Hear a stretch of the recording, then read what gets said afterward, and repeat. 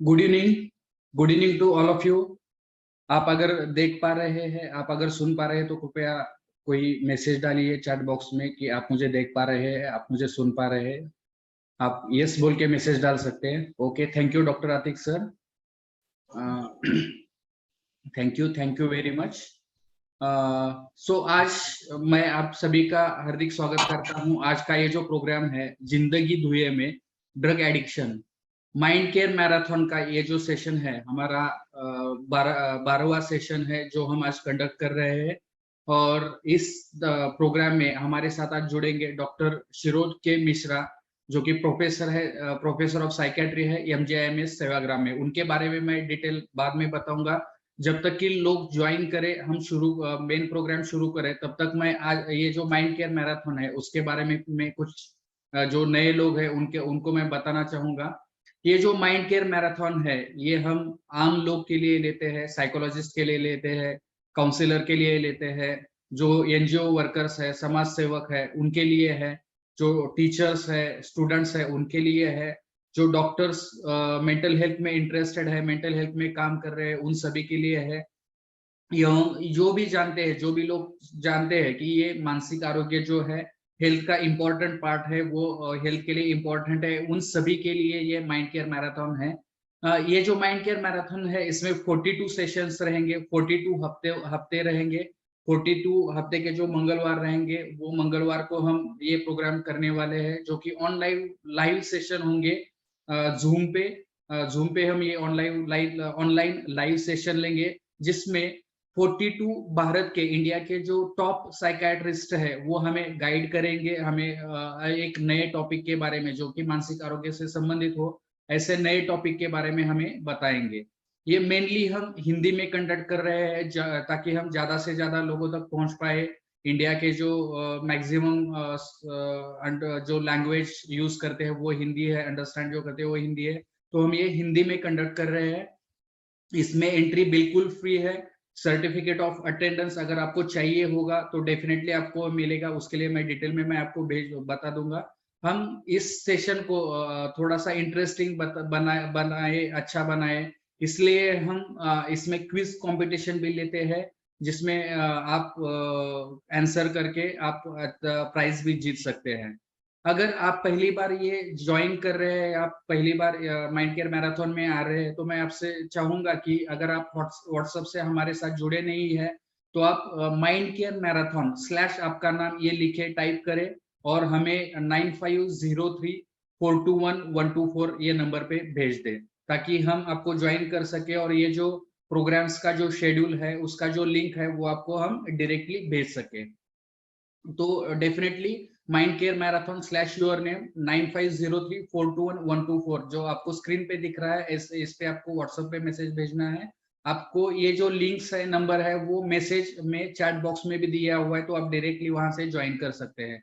अगर आप बहुत बार ऐसे होता है कि कुछ टेक्निकल इशू की वजह से व्हाट्सएप पे ये मैसेज सेंड करना मुश्किल हो जाता है, तो आप टेलीग्राम पे भी हमारे साथ जुड़ सकते हैं। उसका लिंक जो है वो हमने चैट बॉक्स पे दिया हुआ है।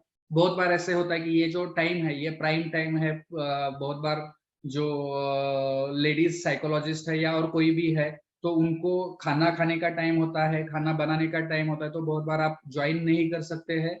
अगर आप कभी ज्वाइन नहीं कर पाए तो आप यूट्यूब पे भी हमारा सेशन अपलोड होने के बाद में देख सकते हैं।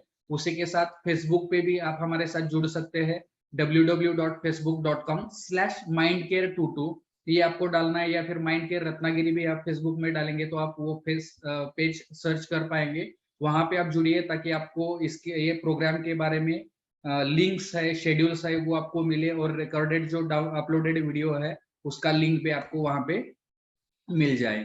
जिन लोगों को सर्टिफिकेट चाहिए होगा, सर्टिफिकेट ऑफ पार्टिसिपेशन चाहिए होगा, तो मैं आपको रिक्वेस्ट करूंगा कि 8308784422 चैट बॉक्स में भी ये नंबर दिया हुआ है, 8308784422 ये नंबर पे आपको आपका नाम / सर्टिफिकेट ऐसे मैसेज करना है। रिगार्डिंग क्विज कंपटीशन, मैंने जैसे कहा कि ये क्विज से ये जो सेशंस है माइंड केयर मैराथन के सेशन है उसको इंटरेस्टिंग बनाने के लिए हम क्विज कंपटीशन लेते हैं जिसमें 2 क्वेश्चंस पूछे जाते हैं। जब ये जो 2 क्वेश्चन पूछे जाते हैं पहले जो सर का टॉक होगा उसके बाद में ये एंड होगा तो हम एक क्वेश्चन पूछेंगे, और दूसरा ऑडियंस राउंड होगा तो उसके बाद में हम क्वेश्चन पूछेंगे। तो ये 2 क्वेश्चन के आपको बराबर आंसर देने हैं और फास्टेस्ट आंसर देना है। जो बराबर दोनों भी आंसर बराबर देगा और फास्टेस्ट आंसर रहेंगे, उन ऐसे 3 लोगों को हम एज अ विनर चुनेंगे। उसके लिए ये आपको याद रखना है कि ये जो मैसेज रिप्लाई आपको करना है वो व्हाट्सएप पे करना है।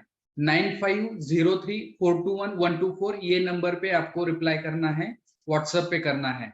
अगर आप चैट बॉक्स में इसका रिप्लाई करते हैं तो वो ग्राह्य नहीं माना जाएगा। अगर आप दोनों में से सिर्फ एक क्वेश्चन का रिप्लाई करते हैं तो वो भी आपका कंसिडर नहीं किया जाएगा। तो ये रिक्वायर्ड है कि आप दोनों भी क्वेश्चंस के आंसर दें और वो व्हाट्सएप पे रिप्लाई करें। जो फास्टेस्ट रहेंगे और करेक्ट आंसर रहेंगे उसमें से हम 3 विनर चुनेंगे।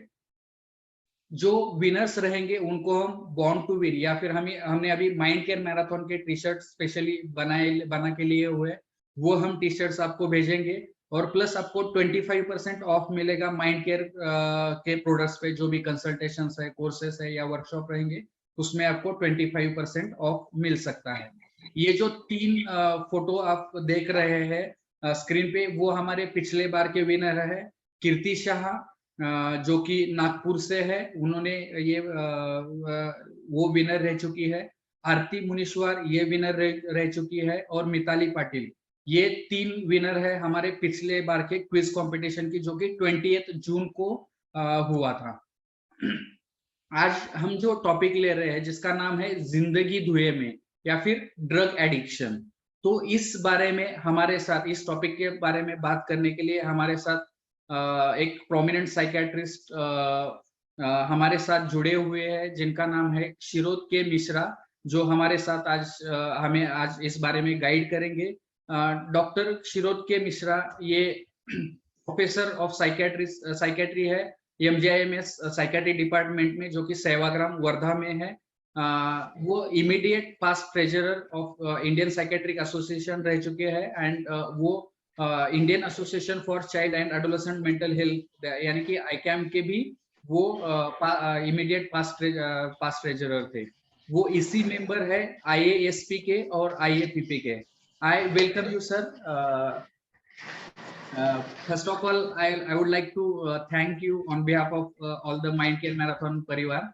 आपने हमारा ये इनविटेशन था एज अ स्पीकर इस टॉपिक पे गाइड करने के लिए, वो आपने एक्सेप्ट किया और आज हमारे लिए आप आज हमें इस बारे में गाइड करेंगे। तो ये जो हमारा टॉपिक है आज 2 पार्ट्स में डिवाइड होगा। पहले 30 to 45 मिनट्स का एक पार्ट और दूसरा 30 to 45 का मिनट का एक पार्ट। पहले पार्ट में मैं आपसे कुछ क्वेश्चंस पूछूंगा जिसको आप रिप्लाई करेंगे, और दूसरे पार्ट में हम ऑडियंस राउंड लेंगे, जिसमें कि अगर कुछ क्वेश्चन अगर ऑडियंस को कुछ डाउट हो तो वो डाउट वो पूछ सकते हैं और हम उसको ये रिप्लाई कर सकते हैं। मेनली ये जो है लैंग्वेज हिंदी रहेगा ताकि ज्यादा से ज्यादा लोगों तक हम पहुंच पाए, लेकिन फिर भी अगर कहीं पे टेक्निकल टर्म्स है, साइंटिफिक टर्म्स है, तो डेफिनेटली हम इंग्लिश का इस्तेमाल कर सकते हैं। अगर किसी ऑडियंस को समझ में नहीं आता है तो आप कृपया चैट बॉक्स में डाल सकते हैं, या फिर बाद में जो ऑडियंस राउंड है उसमें आप उस बारे में पूछ सकते हैं, ताकि हम इधर हिंदी या मराठी या इंग्लिश में या फिर हिंदी में आपको वो समझा सके। आपको समझना ये ज्यादा इम्पोर्टेंट है। तो इसी के साथ मैं यहाँ पे सर को इनवाइट करना चाहूंगा। Thank you Atul. Good evening to all of you. सबसे मेरा प्रणाम। एंड मैं ज्यादा कोशिश करूंगा हिंदी में बोलने के लिए। कहीं कहीं बीच बीच में इंग्लिश का भी जरूरत पड़ सकता है, बिकॉज कुछ शब्द ऐसे हैं जिसका एक्चुअली हिंदी में ट्रांसलेट करना थोड़ा डिफिकल्ट होता है, लेकिन मैं ज्यादातर कोशिश करूंगा कि हिंदी में बोलने के लिए। इसको कोई भी डाउट रहता है, जैसे अतुल ने बताया, तो आप लोग चैट बॉक्स में डालेंगे तो हम उसका रिप्लाई देंगे, या उसको ज्यादा से ज्यादा मतलब मॉडिफाई करके या उसको सिंपल करके बताएंगे। तो इसीलिए आज के साथ शुभ संध्या के साथ इतनी हम लोग सबको वेलकम करते हैं आज के प्रोग्राम में, माइंड केयर के प्रोग्राम में। एंड हम आज प्रोग्राम शुरू करने जाएंगे। आज बात करेंगे हम लोग सब्सटेंस अब्यूज के बारे में। क्योंकि हम जो अल्कोहल उसके बारे में या दारू के बारे में पहले से बात हो चुकी है, और दूसरा है टबाको जो मोस्ट कॉमनली अब्यूज होता है कम्युनिटी में। ये दोनों चीज को हम अलग से रख के और जो मेन सब्सटेंस है उसके बारे में बात करेंगे। एंड उससे बारे में अभी अतुल जो जो क्वेश्चन करते आएंगे प्लानिंग करके उसके मुताबिक हम आगे बढ़ेंगे। Thank you very much sir.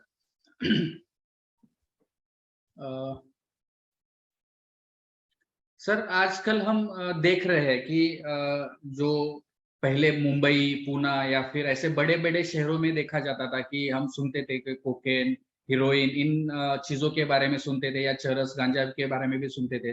तो आजकल ये कहीं पे छोटे छोटे शहरों में भी ये पाया जा रहा है, बहुत सारे बच्चों में ये दिख रहा है, या फिर बहुत सारे लोगों में ये दिख रहा है। तो ये जो ड्रग्स होते हैं वो किस प्रकार के होते हैं, या फिर क्या क्या ये ड्रग्स होते हैं जिसको हम ड्रग्स ऐसे बोलते हैं?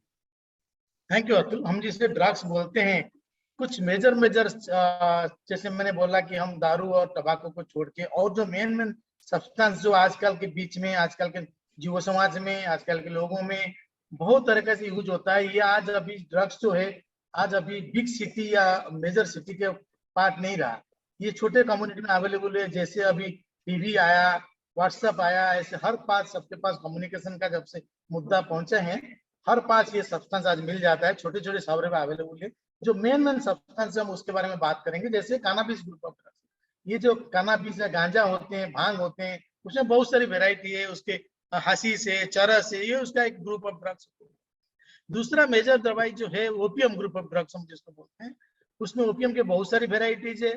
ओपियम क्रूड फॉर्म में मिलता है, ओपियम सिंथेटिक फॉर्म में मिलता है, सेमी सिंथेटिक फॉर्म में मिलता है, इंजेक्टेबल फॉर्म में मिलता है, जैसे हीरोइन है, फटुइन है, एंड जैसे टैबलेट या कैप्सूल के फॉर्म में मिलता है, जैसे स्पाइरोक्सिबन, बेनिड्रिल सिरप हम लोग यूज करते हैं, ओपियम रिलेटेड सिरप जो कफ सिरप में हम लोग यूज करते हैं, इसको बहुत तरह यूज करते हैं। दूसरा चीज है, एक है एक्चुअली जो न्यू ड्रग्स आ रहे हैं, जैसे सल्वेंट हम लोग बोलते हैं, एक आजकल कॉमन हो गया among the mainly if you go to petrol pump you find small childrens, small में भी 14-15 साल का बच्चे होंगे, जो लोग आजकल पेट्रोल पंप में थोड़ी सी कमाई के लिए काम करते हैं, वो धीरे धीरे उसमें वो पेट्रोल का जो स्मेल है, पेट्रोल का जो एडिक्शन पोटेंशियल है, उसमें वो आदी पड़ जाते हैं। तीसरा चीज है like seven stimulants has been there, like amphetamine जो बोलते थे, हम लोग बोलते थे एम्फेटामिन, मेथाम्फेटामिन, ये जो एक ग्रुप ऑफ ड्रग्स है, ये भी धीरे धीरे कम्युनिटी में आ रहा है, एंड वो बच्चों के बीच में या एडोलेसेंट के बीच में एक तरह का हो जाता है। दूसरा चीज हम बोलते हैं, एक हम एक्चुअली यूज करते थे जैसे सेडेटिव एंड हिप्नोटिक्स, जिसको हम बोलते थे benzodiazepine group of drugs, बार्बिट्रेट group of drugs. वो ग्रुप ऑफ ड्रग्स जो है वो हम काफी इस्तेमाल करते हैं, एंड उसका मैं ये बोलूंगा कि इसका जो अब्यूज हो रहा है उसका मेन जिम्मेदार मैं मेडिकल प्रोफेशन को ही समझता हूँ, बिकॉज ये जो ड्रग है आजकल गवर्नमेंट ने बहुत सारी लिमिटेशन कर दिया इसका फ्री अवेलेबिलिटी के ऊपर, फिर भी हमने काफी लोगों को प्रेस्क्रिप्शन देते हैं। हम लोग काफी मतलब जैसे नॉर्मल स्लीप जो हम उसको बिना एनालिसिस करे किस चीज के लिए स्लीप का प्रॉब्लम हो रहा है, sleep is such a thing, ऐसी चीज है जो कि बहुत सारी चीज के लिए हो सकता है। स्लीप आपको जब रेस्पिरेटरी ऑब्स्ट्रक्शन की वजह से हो सकता है, आपको रेस्पिरेटरी अपनिया की वजह से हो सकता है, आपको कभी सब्सटेंस अब्यूज, जो भी आप सब्सटेंस अल्कोहल हो या टबाको अब्यूज करते हो उसकी वजह से, एंड काफी सारी मेंटल इलनेसेस है जिसकी वजह से स्लीप का प्रॉब्लम होता है। हम ये सब चीज बिना देखे स्लीप मेडिसिन प्रेस्क्राइब करते हैं लेफ्ट राइट एंड सेंटर लोग, एंड धीरे धीरे लोग उसको अब्यूज करके जाते हैं, एंड उसका अब्यूज पोटेंशियल ऐसे है कि लोगों के बीच में बढ़ता है। ऐसे बहुत सारी सब्सटेंस है, हम धीरे धीरे अभी जब समय अतिक्रम करेगा हम धीरे धीरे इसके बारे में डिस्कशन करते जाएंगे। Thank you sir. जब आपने बात की तो उसमें एक था छात्रों के बारे में, तो छात्रों में यूजुअली कौन से, मतलब शुरू वहां से होता है कि बच्चे जब 14-15 साल के हो जाते हैं, थोड़ा सा वो उनके पास में पैसा आने लगता है, थोड़ा वो पेरेंट्स से दूर जाने लगते हैं, या फिर बहुत बार वो एक्सपोज होने लगते हैं, तो ऐसी कौन सी चीजें हैं जिसका नशा इन छात्रों में देखा जा सकता है? छात्र जो है आजकल जो हम देख रहे हैं छात्रों के बीच में कॉमनली दो चीज होता है, एक तो टबाको अब्यूज वेरी कॉमन, स्मोकिंग टबाको जो हम लोग बोलते हैं सिगरेट बीड़ी, जो स्मोकिंग टबाको है ये सबसे कॉमन हो रहा है, बिकॉज एक्चुअली उसका बहुत सारी फैक्टर है, हम उसका डिटेल में अभी विस्तारण करेंगे तो बहुत टाइम लगेगा, फिर भी मैं बताता हूँ। इसका जो है ये एक स्टाइल बन जाता है, बिकॉज वो लोग बच्चे जब जाते हैं they see the film actor actress, they see the other people, those who are actually smoking, they take them as their ego ideal, they think it is a life, it is a way of life, it is a luxurious way of life। उसमें smoking का एक सबसे बड़ी common चीज होता है। दूसरा चीज होता है अल्कोहल का। अल्कोहल ऐसे है कि हमारा लाइक मार्केट में जाओ या कम्युनिटी में जाओ, सोसाइटी में जाओ, it is commonly use substance, वो बहुत कॉमनली यूज होता है उसका। तीसरा एक चीज जो हमने अभी देखा है बच्चों में बीच में, cannabis of drugs has become rampant now among the children, and because it is easily available, it is not a drugs which is not so difficult to get it. So cannabis different form से मिलता है, either you can consider bhang या गांजा या चरस, different form of cannabis मिलता है जो बच्चों में आजकल कॉमन अब्यूज में हो रहा है। एंड अभी ऐसे भी चीजें जो अनकॉमन चीज होता था, like cocaine, like methyl amphetamine, एक्टासी, several drugs, आजकल बच्चों के बीच में उसका भी इस्तेमाल देखने के लिए मिलता है। एंड एक हम एक्चुअली क्लब ग्रुप ड्रग बोलते हैं, जिसको हम बाद में डिस्क्राइब करेंगे, बाद में उसके बारे में बात करेंगे। क्लब ग्रुप ऑफ ड्रग जो होते हैं उसमें एक्चुअली बहुत सारी ड्रग्स हैं, जैसे एक्टासी है, एम्फेटामिन है, फिनाइल साइक्लामिन है, पीसीपी है, एंड बहुत सारे ड्रग्स जो है उसका भी इस्तेमाल बच्चों में देखने के लिए मिलता है। एंड और एक सब्सटेंस है जो हार्ड ड्रग ओपियम बोलते थे, ओपियम एंड ओपियम डेरिवेटिव, वो भी आजकल बच्चों से छुपा नहीं है, वो भी धीरे धीरे बच्चों के बीच में आ रहा है। एंड वो धीरे धीरे बच्चों के शुरू होते ही अडल्ट ग्रुप में, अडल्ट से शुरू होकर अडल्ट ग्रुप में जाता है। जैसे ओपियम आजकल रॉ फॉर्म में ज्यादा यूज होता है, जैसे ब्राउन शुगर हम बोलते हैं, ये भी आजकल कॉमनली अवेलेबल होना शुरू हो गया है, एंड जो बच्चों के बीच में अब्यूज का पोटेंशियल में होता है। And these are the common drugs which are usually seen among the children and adolescents, which has been abused over the years, and this has been commonly seen among the adolescent group of people. Okay, thank you, आपने बहुत अच्छे से इसके बारे में बताया हुआ है। एक जो चिल्ड्रंस जो है, जो स्ट्रीट पे होते हैं या फिर जो स्कूल में नहीं जाते हैं, उन चीजों में एक बहुत बार हम यूट्यूब पे भी ये वीडियो देखते हैं, दिल्ली में, मुंबई में, ये जो झोपड़पट्टी में रहने वाले छोटे छोटे बच्चे, तो 5 रुपए में वो व्हाइटनर मिलता है, इरेजेक्स मिलता है, और वो उसको मतलब ऐसे रुमाल में बना के वो उसको सूंघते हैं और उससे उनको नशा मिलता है। बहुत बार हमने ये वीडियोस देखी है। तो ये जो व्हाइटनर्स है या फिर सॉल्वेंट है, वो इसमें एग्जैक्टली किस चीज का नशा होता है, वो क्यों होता है, उसके जो शॉर्ट टर्म इफेक्ट और लॉन्ग टर्म इफेक्ट वो बच्चे पे या फिर उसके बॉडी पे क्या हो सकते हैं? बिकॉज ये जो हम बात कर रहे थे सॉल्वेंट का ग्रुप के बारे में, उसमें सॉल्वेंट में 3-4 वेराइटी ऑफ ग्रुप्स ऑफ जो दवाई होते हैं उसमें यूज होते हैं। एंड ये कॉमनली जो बच्चे में होता है उसका 3 वेराइटी का कॉमनली बच्चों में यूज होता है, जो because this is very cheap. And जैसे थिनर आपने बोला, या पेंट रिमूवर बोला, या जो व्हाइटनर बोला, these are commonly available in the markets, in any stationery shops, and उसके लिए कोई प्रेस्क्रिप्शन का जरूरत नहीं है। एंड वो बच्चों को इजीली, मैं दूसरा जो बोल रहा था कि one of the very common things has become, if you see the petrol pumps where actually they pick the young cheap children, actually maybe 16 साल 17 साल के बच्चों को लेते हैं, and they start from there actually वो उसका इस्तेमाल करना यूज करते हैं। और जैसे 3-4 वैरायटी है कि वोलेटाइल सॉल्वेंट बोलते हैं, जिसमें एक्चुअली हमने जो थिनर, पेंट रिमूवर या व्हाइटनर ये सब आते हैं। दूसरा ग्रुप में हम बोलते हैं एरोसोल ग्रुप ऑफ जो सब्सटेंस है, वो भी उसी के अंदर आते हैं, जिसका इस्तेमाल काफी बच्चों में मिलता है, because that is very cheap, unlike paint and paint remover is very common. Another one of the important aspect आप देखोगे, काफी बच्चे आजकल जो जैसे काम करते हैं रेफ्रिजरेशन फैक्ट्री में, रेफ्रिजरेशन रिपेयरिंग शॉप में काम करते हैं, दो यूज दैट गैस, जो रेफ्रिजरेशन में गैस जो हीलियम गैस यूज होता है, it is also addiction potential, अगर लॉन्ग टर्म में एडिक्शन पोटेंशियल, उसको भी बच्चे इस्तेमाल करते हैं, because they are easily accessible and सस्ते में मिल जाता है, एंड बच्चे उसका यूज करते हैं। धीरे धीरे यूज करते ही वो उसका आदी पड़ते हैं।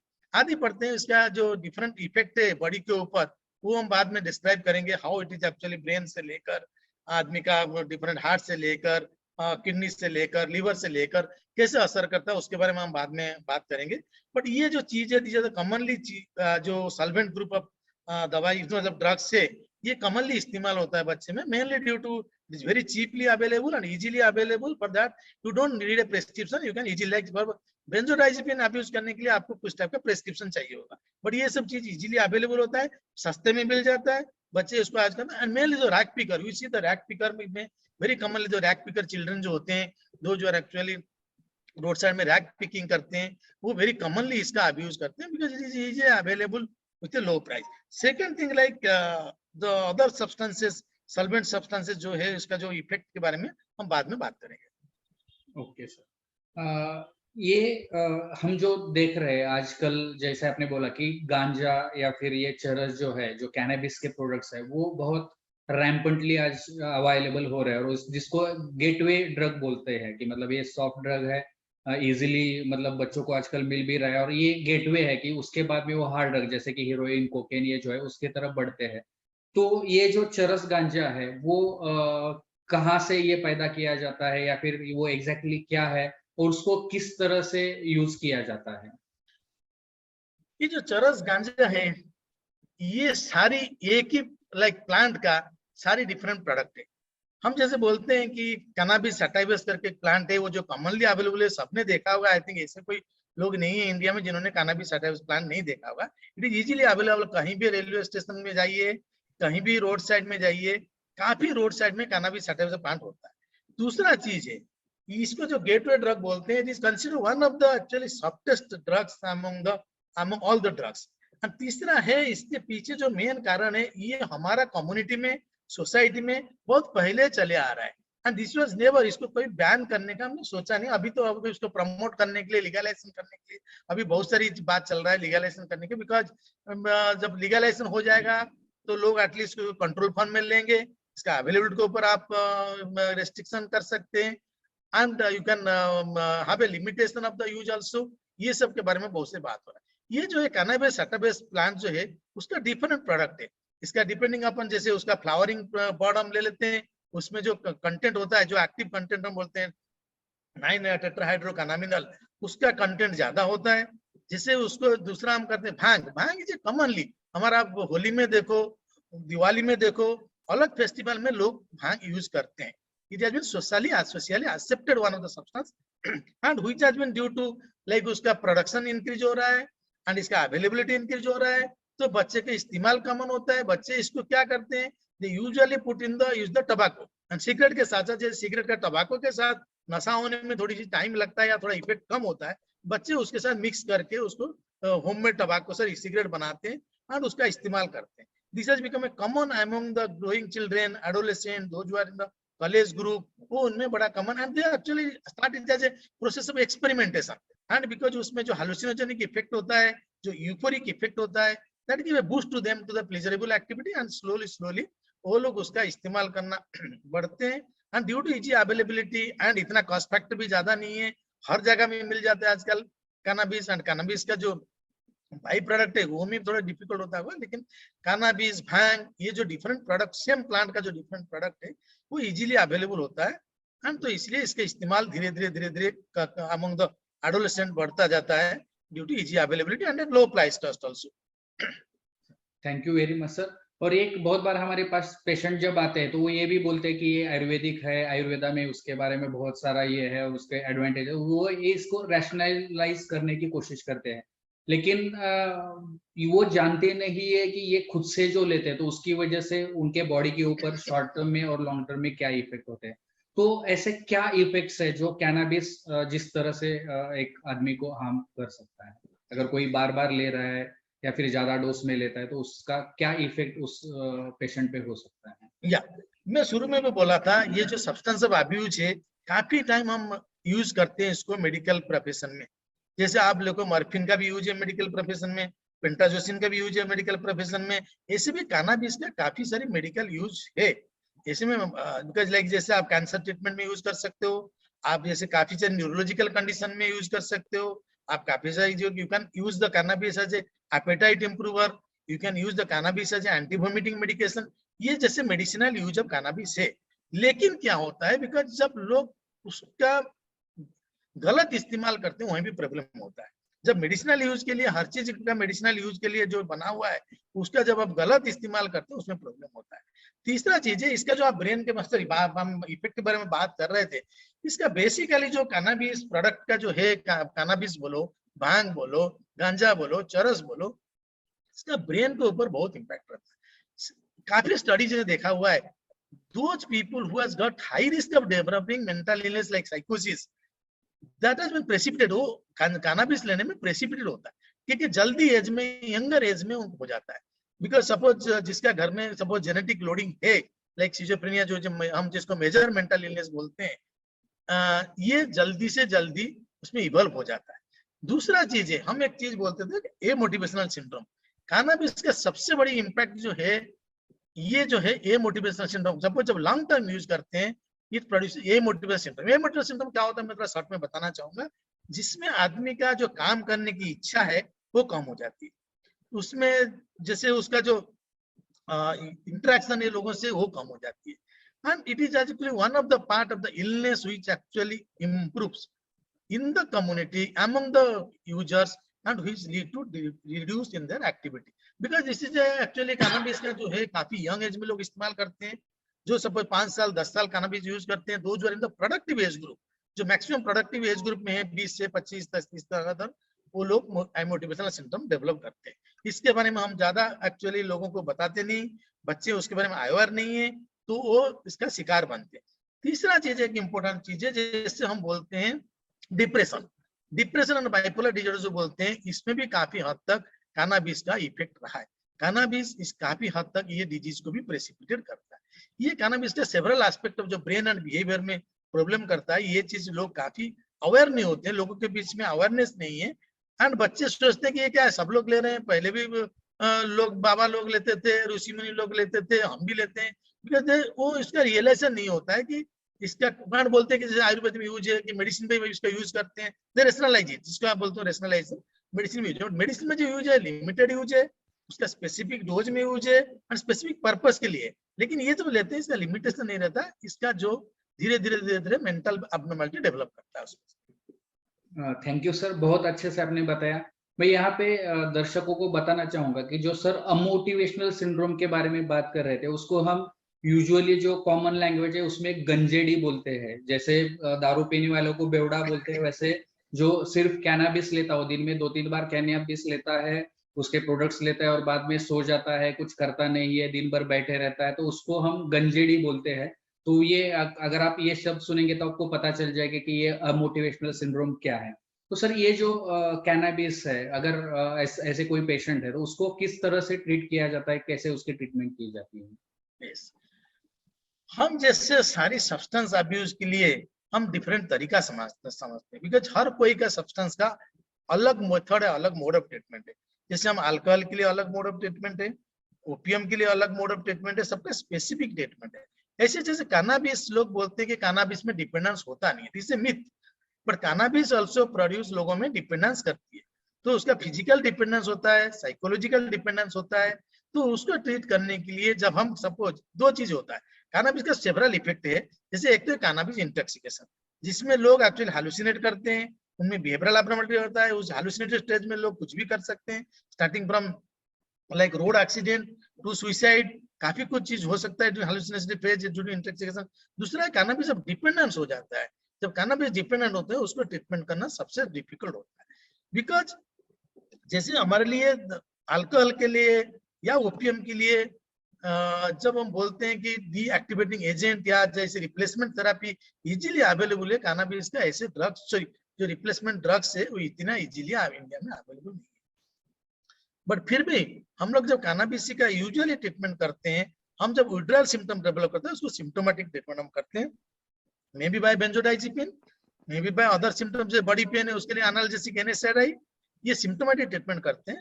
दूसरा उसका स्पेसिफिक ट्रीटमेंट, जैसे specific antidotes are available for cannabis, तो is not easily available, is available, and उसका भी इलाज कर सकते हैं। जब इसका एक बार हम मेडिसिनल यूज का मतलब ट्रीटमेंट कर देते हैं, दूसरा कंपोनेंट होता है साइकोथेरेपी कंपोनेंट, जहाँ पे हम मोटिवेशनल एनहांसमेंट थेरेपी, जिसको हम एक बोलते हैं कि ये फॉर्म ऑफ साइकोथेरेपी, जहाँ पे हम पेशेंट को मोटिवेशनल एनहांसमेंट थेरेपी के तौर में यूज करके उसको कैनाबिस डिपेंडेंस से ला सकते हैं। But these are the different avenues which are available for the उसके कैनाबिस के ट्रीटमेंट के लिए अवेलेबल है, जबकि इसका ट्रीटमेंट डिफिकल्ट है पर ट्रीटमेंट अवेलेबल है। इसलिए मेरे को सबसे अनुरोध रहेगा, जब भी आप देखते हैं कोई पेशेंट कैनाबिस का हादी हो रहा है, कैनाबिस धीरे धीरे अब्यूज करके उसका आइदर एमिटिबस सिंड्रोम या साइकोसिस के तरफ जा रहा है, उसको इलाज के लिए लेना बहुत जरूरी है। Sir thank you sir. आप लीगलाइजेशन ऑफ कैनाबिस के बारे में थोड़ा सा आपने शॉर्ट में बताया, तो ये बहुत सारे देशों में लीगलाइज भी किया हुआ है, और इंडिया में जैसे आपने बोला कि तो लीगलाइज करने का चालू है या फिर कर सकते हैं, तो उसका करंट स्टेटस क्या है, उसको क्यों लीगलाइज किया जाना चाहिए, अगर लीगलाइज करते हैं तो क्या ध्यान में रखना चाहिए? अच्छा, लीगलाइजेशन की बात इसलिए आया बिकॉज जब इलीगल यूज होता है उसका बहुत सारी प्रॉब्लम होता है, जैसे स्टार्टिंग में क्रिमिनल एक्टिविटी, पुलिस उसको कभी पकड़ता है तो उसको क्रिमिनल एक्टिविटी में लेता है, पुलिस सब कभी जुडिशियरी एक्शन होता है। एंड दूसरा चीज जो लीगलाइजेशन का इशू है कि जब लोग यूज कर रहे हैं हम उनको सपोज पूरा नॉन स्टॉप नहीं कर सकते, suppose we are not able to, हम लोग उसको पूरा बंद नहीं कर सकते। इफ यू लीगलाइज देन लोगों कहाँ से ले रहे हैं, कितना क्वांटिटी में ले रहे हैं, कितना तक ले रहे हैं, ये हमारे पास डाटा अवेलेबल होगा। डाटा अवेलेबल होगा तो ये जो डाटा अवेलेबल होगा उसके ऊपर हम देख सकते हैं, जैसे लिमिटेशन कर सकते हैं कि इंडिविजुअल को कितना, मतलब लाइक ऐसे भी नॉन लीगलाइज लोगों को लेते हैं इजीली अवेलेबल, तो उसको जो लीगलाइज करने में ये जो प्रोसेस है हेल्प कर सकते हैं हमको डाटा प्रोसेसिंग में। एंड डाटा जब मिलेगा हम जान सकते हैं कि किस हद तक लोग ले रहे हैं एंड कहाँ पे इसका गलत इस्तेमाल हो रहा है। काफी जगह पर actually young childrens are actually really prone to temptation, and वो उसमें क्या करते हैं काफी हद तक वो टेम्पटेड होकर सब्सटेंस धीरे धीरे अब्यूज करते हैं, एंड अब्यूज करने के बाद उसका आदी होते हैं। आदी होने के बाद उसका फिर जब उसको फिर काफी लोग उसको ब्लैकमेल करते हैं, several form, economical background, sorry economical blackmail से लेकर सेक्सुअल ब्लैकमेल, काफी सारी ब्लैकमेलिंग की चलता है उसमें।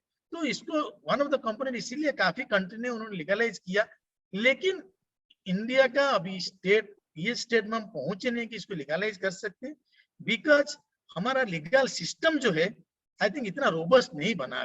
तो we have to make our system more robust before going for legalisation, that is one of the thing. And legalisation करना नहीं करना वो तो गवर्नमेंट के ऊपर डिपेंड करता है, बिकॉज लीगलाइजेशन करने के लिए वन ऑफ द ये है कि गवर्नमेंट उसमें से काफी टैक्सेशन मिल सकती है। जैसे अल्कोहल, अल्कोहल इज लीगलाइज है, उसका जो काफी टैक्सेशन है गवर्नमेंट उसको टैक्सेशन का तौर पे देखता है। Government look at one of the income source, तो गवर्नमेंट का ये सोर्स रहेगा कि इनकम हो सकता है, बट वी हैव टू सी कि how much like we can have the control over the situation.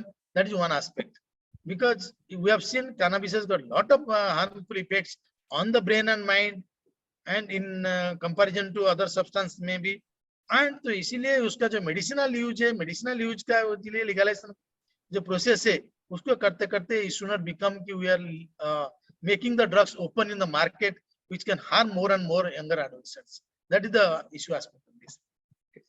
Thank you sir, आपने बहुत अच्छे से कैनाबिस के बारे में या फिर जिसको हम वीड बोलते हैं, चरस गांजा भांग बोलते हैं, उसके बारे में बहुत अच्छे से आपने बताया। इसी तरह का एक जो आगे का हमारा जो सब्सटेंस है जिसको हम अफीम बोलते हैं, या फिर अफीम वाले जो प्रोडक्ट्स है जिसको हम मेडिकली ओपीएम बोलते हैं, तो जिसमें जो पॉपी प्लांट से निकाला जाता है उसमें हीरोइन है या फिर मॉर्फिन है, तो ये भी एडिक्शन का एक one of the most dangerous form है, या फिर उसमें बहुत सारा फिजिकल और साइकोलॉजिकल डिपेंडेंस होता है। तो ये जो प्रोडक्ट्स होते हैं वो क्या होते हैं, उसमें कंटेंट क्या होता है, वो किस तरह से हमारे ब्रेन पे इफेक्ट करते हैं और क्यों उसका एडिक्शन हमको हो जाता है? मैंने शुरू में भी बोला था ओपियम जो है, जो अफीम करके लोग बोलते थे, ये काफी सालों से इंडिया में इसका कल्टीवेशन हो रहा है। लाइक काफी स्टेट्स में, लाइक राजस्थान लो, एमपी लो, काफी स्टेट में इसका कल्टीवेशन होता है।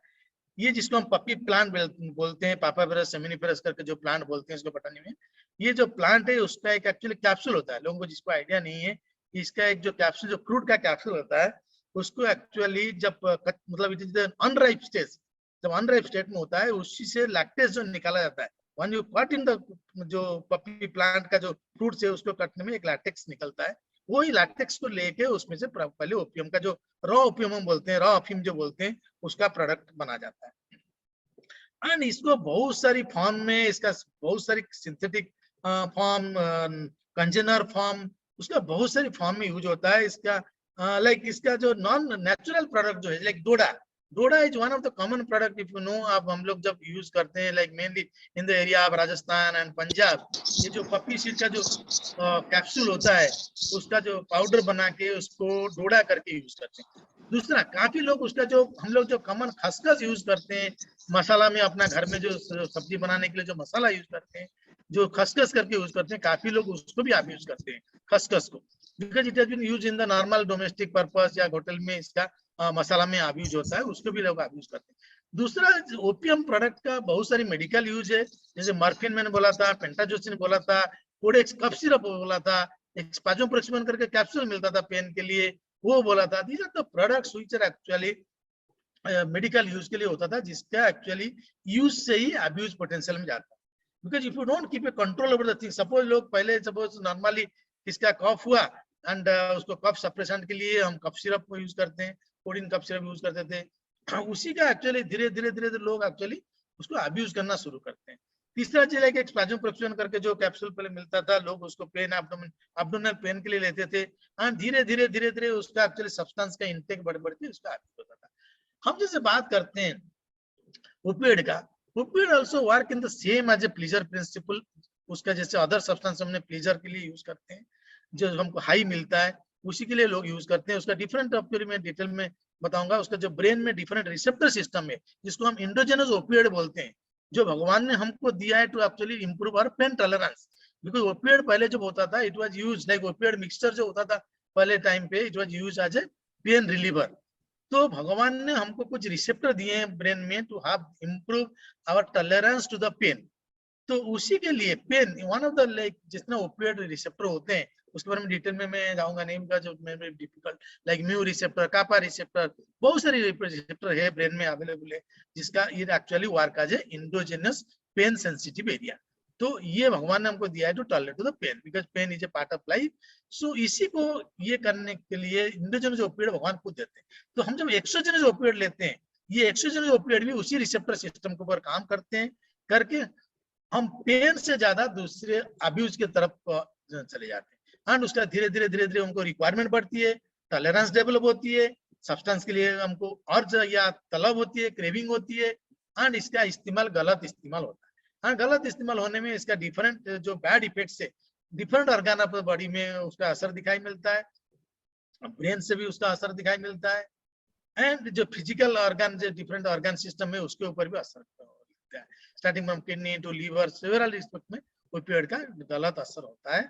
एंड ओपियोइड जो है काफी हद तक ब्रेन के ऊपर इंपैक्ट करके ब्रेन में different type of behavioural changes लाता है। Okay sir, thank you sir. इसी के साथ जो हमारा अगला प्रोडक्ट है जो कि कोकेन है, कोकेन के बारे में भी बहुत सारे लोग हम मतलब बहुत सारे लोगों ने मूवीज में बहुत बार हम सुनते हैं कि ये जो कोकेन है बहुत सारे फिल्मों में या फिर फिल्म के जो एक्टर्स है उन्होंने लिया, ऐसे हम बहुत बार सुनते हैं। तो हमारे दर्शकों को आप इस कोकेन के बारे में क्या बता सकते हैं?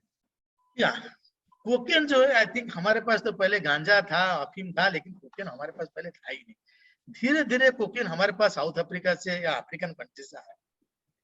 ये यूजुअली कोका प्लांट करके होता था, उसमें एक्चुअली ये जो प्रोडक्ट होता था ये यूजुअली अवेलेबल होता कोका प्लांट से एंड ये धीरे धीरे कोका प्लांट का एंट्री हमारे इंडिया की तरफ हुआ एंड बिकॉज इसका जो है इसका यूजुअली वेरी इजीली यूज होता है एंड इसका भी जो आप यूज करोगे दूसरों को पता नहीं चलेगा। लाइक ओपियम है, आप सपोज लोगे, if you take the opium in either in the injectable form और ओपियम द रॉ ओपियम, तो लोगों को पता चल जाएगा। बिकॉज ओपियम लेने के बाद थोड़ा सा लोग ड्राउजी रहते हैं, थोड़ा सा लोग गुमसुमा रहते हैं, उसमें लोगों को पता चल जाता है। जो कोकेन ऐसी चीज है जिसका इजीली स्नफिंग किया जाता है। जब कोकेन का जो पाउडर अवेलेबल होता है उसको लोग यूजुअली स्निफिंग करते हैं and put in the nostrils and nostril में डालने में इसका इस्तेमाल भी पता नहीं चलता लोगों को एंड इसका कोई स्मेल नहीं होता, there is no smell, cocaine is smellless powder, तो उसका कोई स्मेल नहीं है, तो लोग उसको इजीली करते हैं। नीचे गिरे immediate like first immediate effect होता है उसका, ज्यादा हालुसिनोजेनिक इफेक्ट है या immediate kick out of the cocaine, तो इसीलिए लोग उसको इजीली इस्तेमाल कर सकते हैं, which is not easily detected, which is not easily bring into the notice of others because you are using cocaine। तो धीरे धीरे फिल्म दुनिया में ये यूज होना शुरू हुआ एंड धीरे धीरे अभी among the नॉर्मल बच्चे जो फिल्म से देख के जो पिकअप करते हैं, इमिटेशनल लर्निंग जो करते हैं, इधर अल्कोहल का देखें या कैनाबिस का देखें या कोकेन का सॉरी अफीम का देखें। अफीम तो ज्यादा फिल्म इंडस्ट्री में यूज होता नहीं है, मे बी इंजेक्टेबल फॉर्म में होता है एंड ये कोकेन ये सब इस्तेमाल धीरे धीरे बच्चे ये उसको पिकअप करते हैं वहां से एंड इसका इस्तेमाल करते हैं बिकॉज इट इज वेरी मतलब like it not detectable, it is commonly not detectable. If you are somebody is using cocaine, you can use and get a kick and it may not have a long term impact showing for the others too। ये जो cocaine है फिर उसके अगर कोई बार बार ले रहा है, बहुत बार ले रहा है या फिर वो एडिक्ट हो गया या फिर बहुत बार ऐसे होता है कि वो जो फिजिकल डिपेंडेंस और साइकोलॉजिकल डिपेंडेंस या टॉलरेंस आता है तो उनको बहुत बड़े डोज में वो लेना पड़ता है, तो ये ज्यादा डोज में लेंगे या फिर ज्यादा दिन के लिए लेंगे तो उसका क्या एडवर्स इफेक्ट या फिर क्या उससे उसकी वजह से प्रॉब्लम्स हो सकते हैं? यस, एक तो है जो हमने पहले भी देखा है, कोकेन जो स्नफिंग करते हैं, दो यूजुअली डेवलप एक परफोरेशन थ्रू द नाजल सेप्टम जो होता है, वो बार बार यूज करने के बाद वो परफोरेशन हो जाता है उसमें। दूसरा चीज है जो कोकेन का जो इम्पैक्ट जो हम ब्रेन के ऊपर डालते हैं, ब्रेन जैसे है कोकेन का एक स्टिमुलेंट के तरह यूज करते हैं। तो स्टिमुलेंट का जो कोकेन है, cocaine can produce potential seizure in the patient. One of the aspect is cocaine can produce potential seizure. जो पेशेंट को सीजर का प्रॉब्लम नहीं है तो कोकेन लॉन्ग टर्म यूज में, ज्यादा डोज यूज करने में, it can produce seizure in the patients. And उसके बाद cocaine also in the long term use can produce certain behavioural changes among the patients or among the individual those who are abusing the cocaine potentialities. Thank you sir, thank you very much. इसके बाद में हम ecstasy के बारे में बात करेंगे। Ecstasy आजकल बहुत ये भी फिल्मों में नाम बहुत बार लिया जाता है, या फिर पार्टी ड्रग्स या फिर पार्टी में यूज किया जाने वाला ड्रग ऐसे ये फेमस हो रहा है। तो ये एक्सटेसी एग्जैक्टली क्या होता है? Ecstasy actually जो drugs है, it commonly comes under the group of hallucinogens. It produces a hallucinal effect like other hallucinogens like PCP हुआ, ketamine हुआ, ये जैसे एक hallucinatory phase में इंडिविजुअल को ले जाते हैं। इंडिविजुअल फिर out of the world, they feel like, जैसे बोलते हैं डीपर्सनलाइजेशन, डीरियलाइजेशन फिनोमेना होता है, they feel out of the world. तो इसी के लिए जो एमडीएमए बोलते हैं उसको, जो जिसका एक्टेसी का जो एक्चुअली नाम है एमडीएमए, तो ये commonly actually use as a club drug. Because club में आप जाओ तो you want immediate effect to enjoy, like mainly जब क्लब ड्रग इसलिए बोलते हैं, when you go to club there is a like severe of sounds, different mode of sounds are there is a lighting system is there. With that lighting system and with the sound system you get a hallucinogenic effect, and that hallucinogenic effect के लिए you the people better enjoy the environment, club environment। Club में जैसे club environment में better enjoyment करते हैं। तो दूसरा चीज जैसे पार्टी ड्रग्स, पार्टी में लोग people want to enjoy, the enjoyment process जो है it actually get activated with the process of after taking MDMA या ecstasy, which produce out of the world, they feel out of the world, they मतलब like feel the inhibition चला जाता है, they try to interact with others because young adolescent होते हैं उसमें the like this is one of the factors which actually lead to the sexual promiscuity among the young adolescents, which actually due to the substance abuse they goes for sexual that inhibition चला जाता है and जो ऊपर alert promiscuous sexual activity में होता है। This is one of the effect of ecstasy which actually for which ये commonly लिया जाता है in the clubs या पार्टी में। Okay sir, thank you very much. LSD ये एक ऐसा ड्रग है जो भी जो आजकल बहुत कॉमनली मिल रहा है और उसका कॉमनली यूज किया जा रहा है। तो ये LSD क्या होता है, उसको किस तरह से लेते हैं और उसका क्या इफेक्ट हमारे ब्रेन पे हो सकता है? या जो LSD इसको लाइसर्जिक एसिड बोलते हैं, इसको दूसरा कॉमन नाम भी इसको लोग एसिड बोलते हैं, एसिड जैसे पार्टी में या ग्रुप एक्टिविटी में जहाँ यूज करते हैं इसको एसिड बोलते हैं। LSD यूजुअली दो फॉर्म में लिया था, यूजुअली अवेलेबल लिक्विड फॉर्म, और दूसरा फॉर्म में it is actually sometime that LSD is dipped in A blotting paper, and blotting paper में डीप होके उसका LSD का पीस ऑफ पेपर में मिलता है LSD which you can put over the tongue, उसको लोग अपना टंग के ऊपर रख देते हैं and easily it produces a hallucinogenic effect. And same जो LSD है इसका drop उस time actually people goes to the party, goes to the club, but they take 2 to 3 drops. They actually give it the drops directly over the tongue of the abuser, and they get a hallucinogenic effect. Like maybe like similar like in the amphetamine group of drugs or like ecstasy group of drug, hallucinogenic effect जो होता है, they feel more enjoyable in that environment with the lighting and sound system. So it is usually commonly abused in the form of a liquid, which either can be directly put over the tongues in the drop, or it can be put in the blotting paper, and the blotting paper piece can be put over the tongue, which usually seen in the party groups of drugs or in the nightclub group of drugs usually abused from LSD. Okay sir, thank you sir.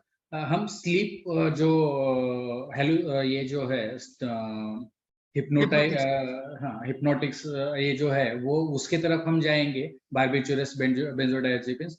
उससे पहले आपने जो sniffing बताया था वो हम बहुत बार देखते हैं कि मूवी में वो ऐसे कर रहे हैं और ये ले रहे हैं या फिर स्नॉटिंग। तो ये इस हमारे में से कोई बहुत सारे लोग पेरेंट्स रहेंगे, तो अगर वो बच्चा कुछ ऐसे कर रहा है तो उनको पता चले, इसलिए ये क्या क्या टेक्निक्स हो सकते हैं या फिर क्या क्या तरह से ये ड्रग जो है, हमने बहुत सारे ड्रग्स हमने देखे, तो उसमें से क्या क्या प्रकार है जिस तरह से ये बॉडी में लिया जा सकता है या फिर यूज किया जा सकता है? अच्छा, मैं जो बोल रहा था कि डिफरेंट जो सब्सटेंस है, जो अलग अलग सब्सटेंस है, उसका इस्तेमाल अलग अलग है। एक जो हमने बोला कि यूजुअली कैनाबिस लोग स्मोकिंग फॉर्म में यूज करते हैं, उसको क्या करते हैं, सिगरेट के अंदर डालते हैं, तो इसलिए लोगों को पता नहीं पड़ता कि पेरेंट्स लोग सोचते हैं बच्चा नॉर्मल सिगरेट पी रहा है, एंड बोलते हैं कि ठीक है अभी एडोलेसेंट है, एक दो सिगरेट पी रहा है, टबाको पी या सिगरेट पी रहा है, धीरे धीरे वो छूट जाएगा। एंड बट बच्चे क्या करते हैं कि आजकल वो सिगरेट के अंदर ही कैनाबिस डाल के पीते हैं, विच बिकम वेरी डिफिकल्ट, पेरेंट्स के लिए बहुत डिफिकल्ट होता है रिकॉग्नाइज करना, बिकॉज लेकिन जब बच्चे को सपोज पेरेंट्स ऑब्जर्व करेंगे प्रॉपर पीरियड ऑफ टाइम, ये जो सिगरेट है, जो कैनाबिस का जो सिगरेट मिलता है, उसका जो इम्पैक्ट है, इफेक्ट है, बच्चों में अलग से रहता है। बच्चे जो यूज करते हैं, जैसे हमने बोला गंजेड़ी नशेड़ी, वो जो कंसेप्ट हमने बात किया था, वो यूजुअली होते हैं, दे यूजुअली रिमेन इल केम्ड, अपना केयर नहीं करते हैं, बाल घुंघरा होते हैं, जो आजकल बच्चों में यूजुअली देखने को मिलता है। वो अपना पर्सनल केयर भी पुअर हो जाता है उनका, कभी मतलब प्रॉपरली मतलब लाइक सेविंग भी नहीं करते हैं, अपना पर्सनल केयर पुअर होता है। ये जब थिंग है कि कैनाबिस ग्रुप ऑफ ड्रग्स में, जैसे आप इधर कैनाबिस का नाम लो या आप जैसे भांग का यूज करो, ये सब ड्रग्स में इस टाइप का होता है। दूसरा जो ओपियम ग्रुप ऑफ ड्रग्स है, तो एक तो है ब्राउन शुगर, जो यूजुअली लोग बच्चे जो है उसका जो स्मोकिंग करते हैं, मतलब उसको जो चेजिंग बोलते हैं, बिकॉज जो इसको यूजुअली क्या करते हैं, चेजिंग क्या करते हैं, ठीक है ना, सिल्वर फॉयल तो ब्राउन शुगर पे लेते हैं और उसके नीचे फायरिंग करके एंड उसको ऊपर से पाइप के द्वारा स्मोक चेज करते हैं। आई थिंक ये मोस्ट ऑफ द लोगों को आजकल की दुनिया में पता है।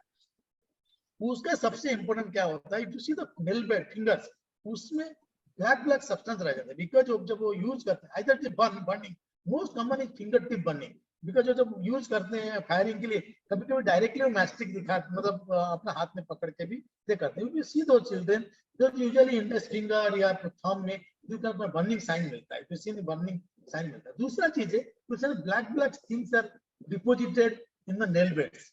काफी बच्चों में ये मिला कि जब वो स्मोकिंग करते हैं, जब वो ब्राउन शुगर करते हैं, काफी नेल बेड में उनका black black substance black colouring हो जाता है। तीसरा चीज है, आप देखो कि स्नफिंग में जैसे हमने बात किया, स्नफिंग कोकेन का हुआ या ये हुआ, यूजुअली जब बच्चे कोकेन स्नफिंग करते हैं तो यूजुअली राइनोरिया, बच्चों को बार बार राइनोरिया होता है, जैसे कॉमन कोल्ड टाइप का। हम सोचते हैं कि बच्चों को नॉर्मल कॉमन कोल्ड है, हम उसको अनदेखी कर देते हैं कि ठीक है आजकल के मतलब वेदर चेंज है, कॉमन कोल्ड हो सकता है।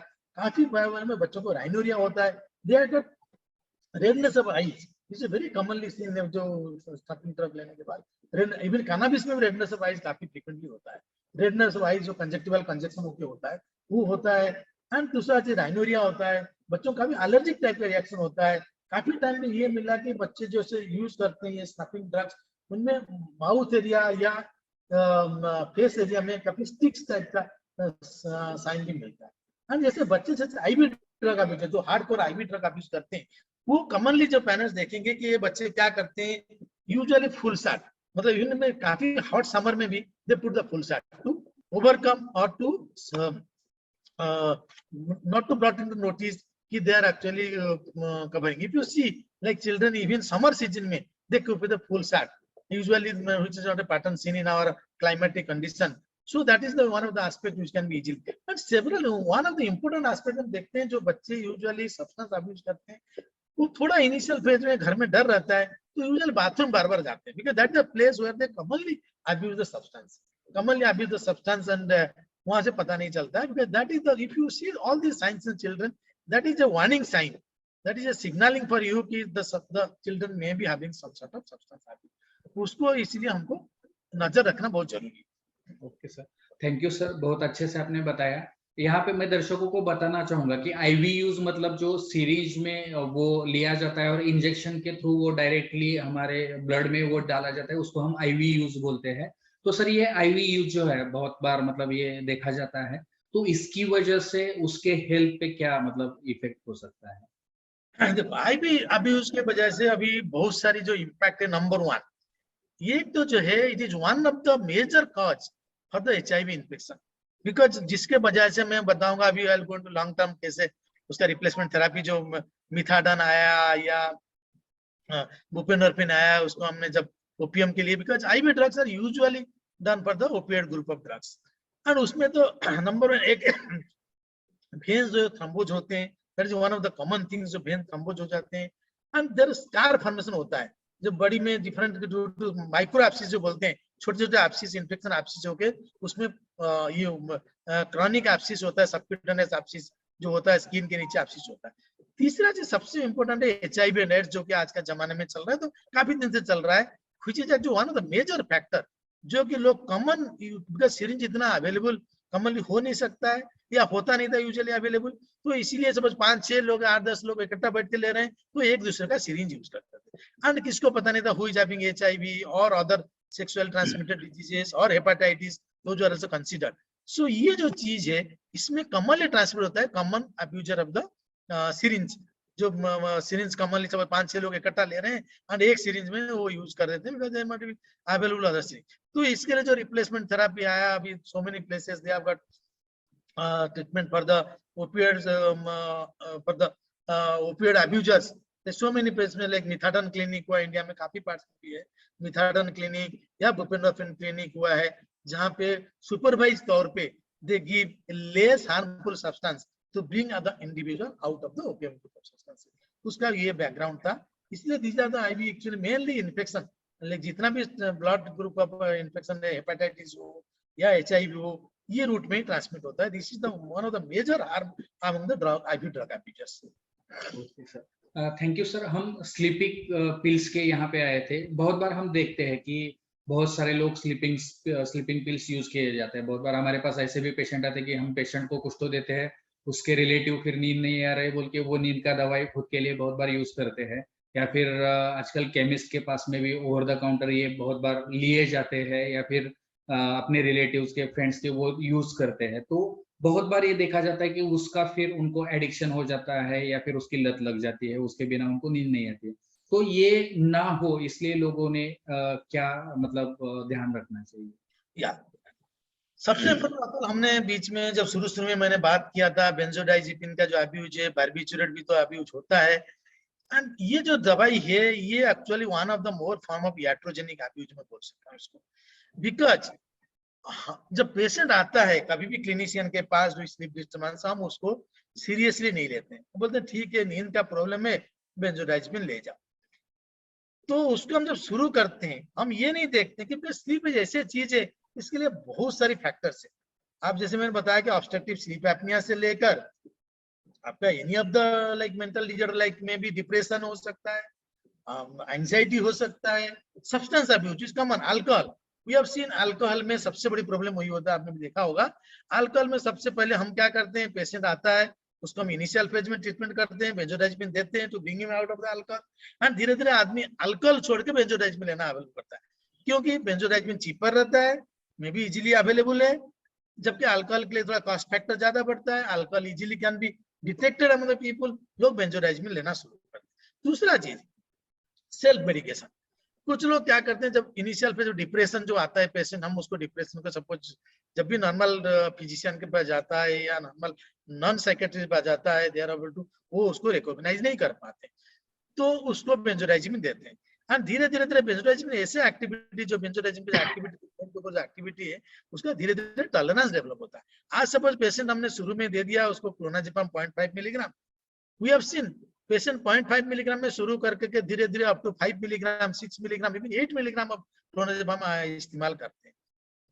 सेम पर lorazepam, lorazepam is commonly drug हम जो बेंजोडाइजिपिन देते हैं टू रिड्यूस में भी anxiety. Alprazolam, I tell you because alprazolam is very commonly abused group, क्योंकि पेशेंट कोई आता है एंजाइटी के साथ आता है, पैनिक अटैक के साथ आता है, कभी suppose non cardiac chest pain के लिए आता है, कॉमनली लोग जो है अपना डॉक्टर लोग हैं उसको कॉमनली अल्प्राजोलम यूज कर सॉरी दे देते हैं।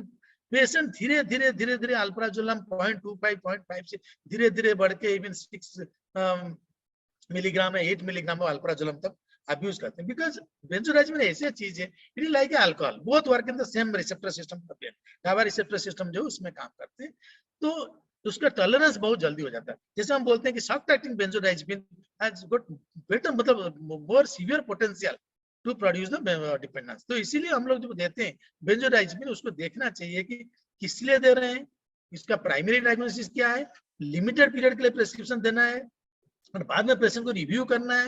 एंड सपोज हम सोचते हैं कि ये पेशेंट को कोई भी मेंटल इलनेस है या डिप्रेशन है या एंजाइटी है, उसको सही रास्ते पर उसको रेफर करना चाहिए सही स्पेशलिस्ट के पास। Otherwise, patient क्या है कि benzodiazepine is one of the drugs is most difficult to actually treat. Once a patient develop benzodiazepine dependence, this is the most difficult substance to treat. It is मतलब even more difficult than alcohol and cannabis to treat the benzodiazepine. तो इसीलिए हर मेरा request रहेगा हर physician को, हर clinician को, जो भी benzodiazepine का इस्तेमाल करते हैं उसको ऐसे रैंडमली यूज मत करे, उसको प्रेस्क्रिप्शन लिमिटेड पीरियड के लिए दे, पेशेंट को रिव्यू कराए एंड यूजुअली अवॉइड करिए शॉर्ट एक्टिंग बेंजोडाइजेपिन जैसे अल्प्राजोलम हुआ या लोराजेपाम हुआ, उसको अवॉइड करिए as much possible, because long acting में थोड़ा डिपेंडेंस होने में टाइम लगता है, but short acting are more prone to produce, जल्दी जल्दी डिपेंडेंस करने में उनका रिस्पॉन्सिबल रहता है। Thank you sir, thank you very much. हमने जैसे देखा कि यूजुअली ये बच्चों में शुरू होता है या जो छात्र होते हैं उनमें ये शुरू हो जाता है। जो स्टडी है उसमें देखा गया है कि 21 साल के पहले अगर कोई ये इस्तेमाल करता है या फिर ये सब्सटेंसेस यूज करता है तो उसका एडिक्शन होने का पोटेंशियल या फिर वो एडिक्ट होने के चांसेस बहुत बढ़ जाते हैं। तो ये छात्र जो है हमारे में, अगर कोई दर्शक छात्र है या फिर बाद में यूट्यूब पे अगर कोई छात्र देखेंगे तो उनको आप क्या सलाह देंगे, ये नशे से कैसे बचना चाहिए और क्यों बचना चाहिए? एक चीज एक्चुअली मैं बताऊंगा, अभी ये स्टेज में छात्र जब होते हैं उनको काफी चीज एक्सपेरिमेंटेशन करने का आदत रहता है, experimentation, because that is a stage of adolescent where they want to try to experiment. And दूसरा है पीयर ग्रुप प्रेशर, बिकॉज जो पीयर ग्रुप में उन्होंने सब्सटेंस अब्यूज नहीं किया तो उनको ग्रुप में they want to be part of one group and उसमें से उनको अलग कर दिया जाता है। तीसरा इंपॉर्टेंट एस्पेक्ट है जो है बोलते हैं हम लोग लाइक नोवेल्टी सीकिंग।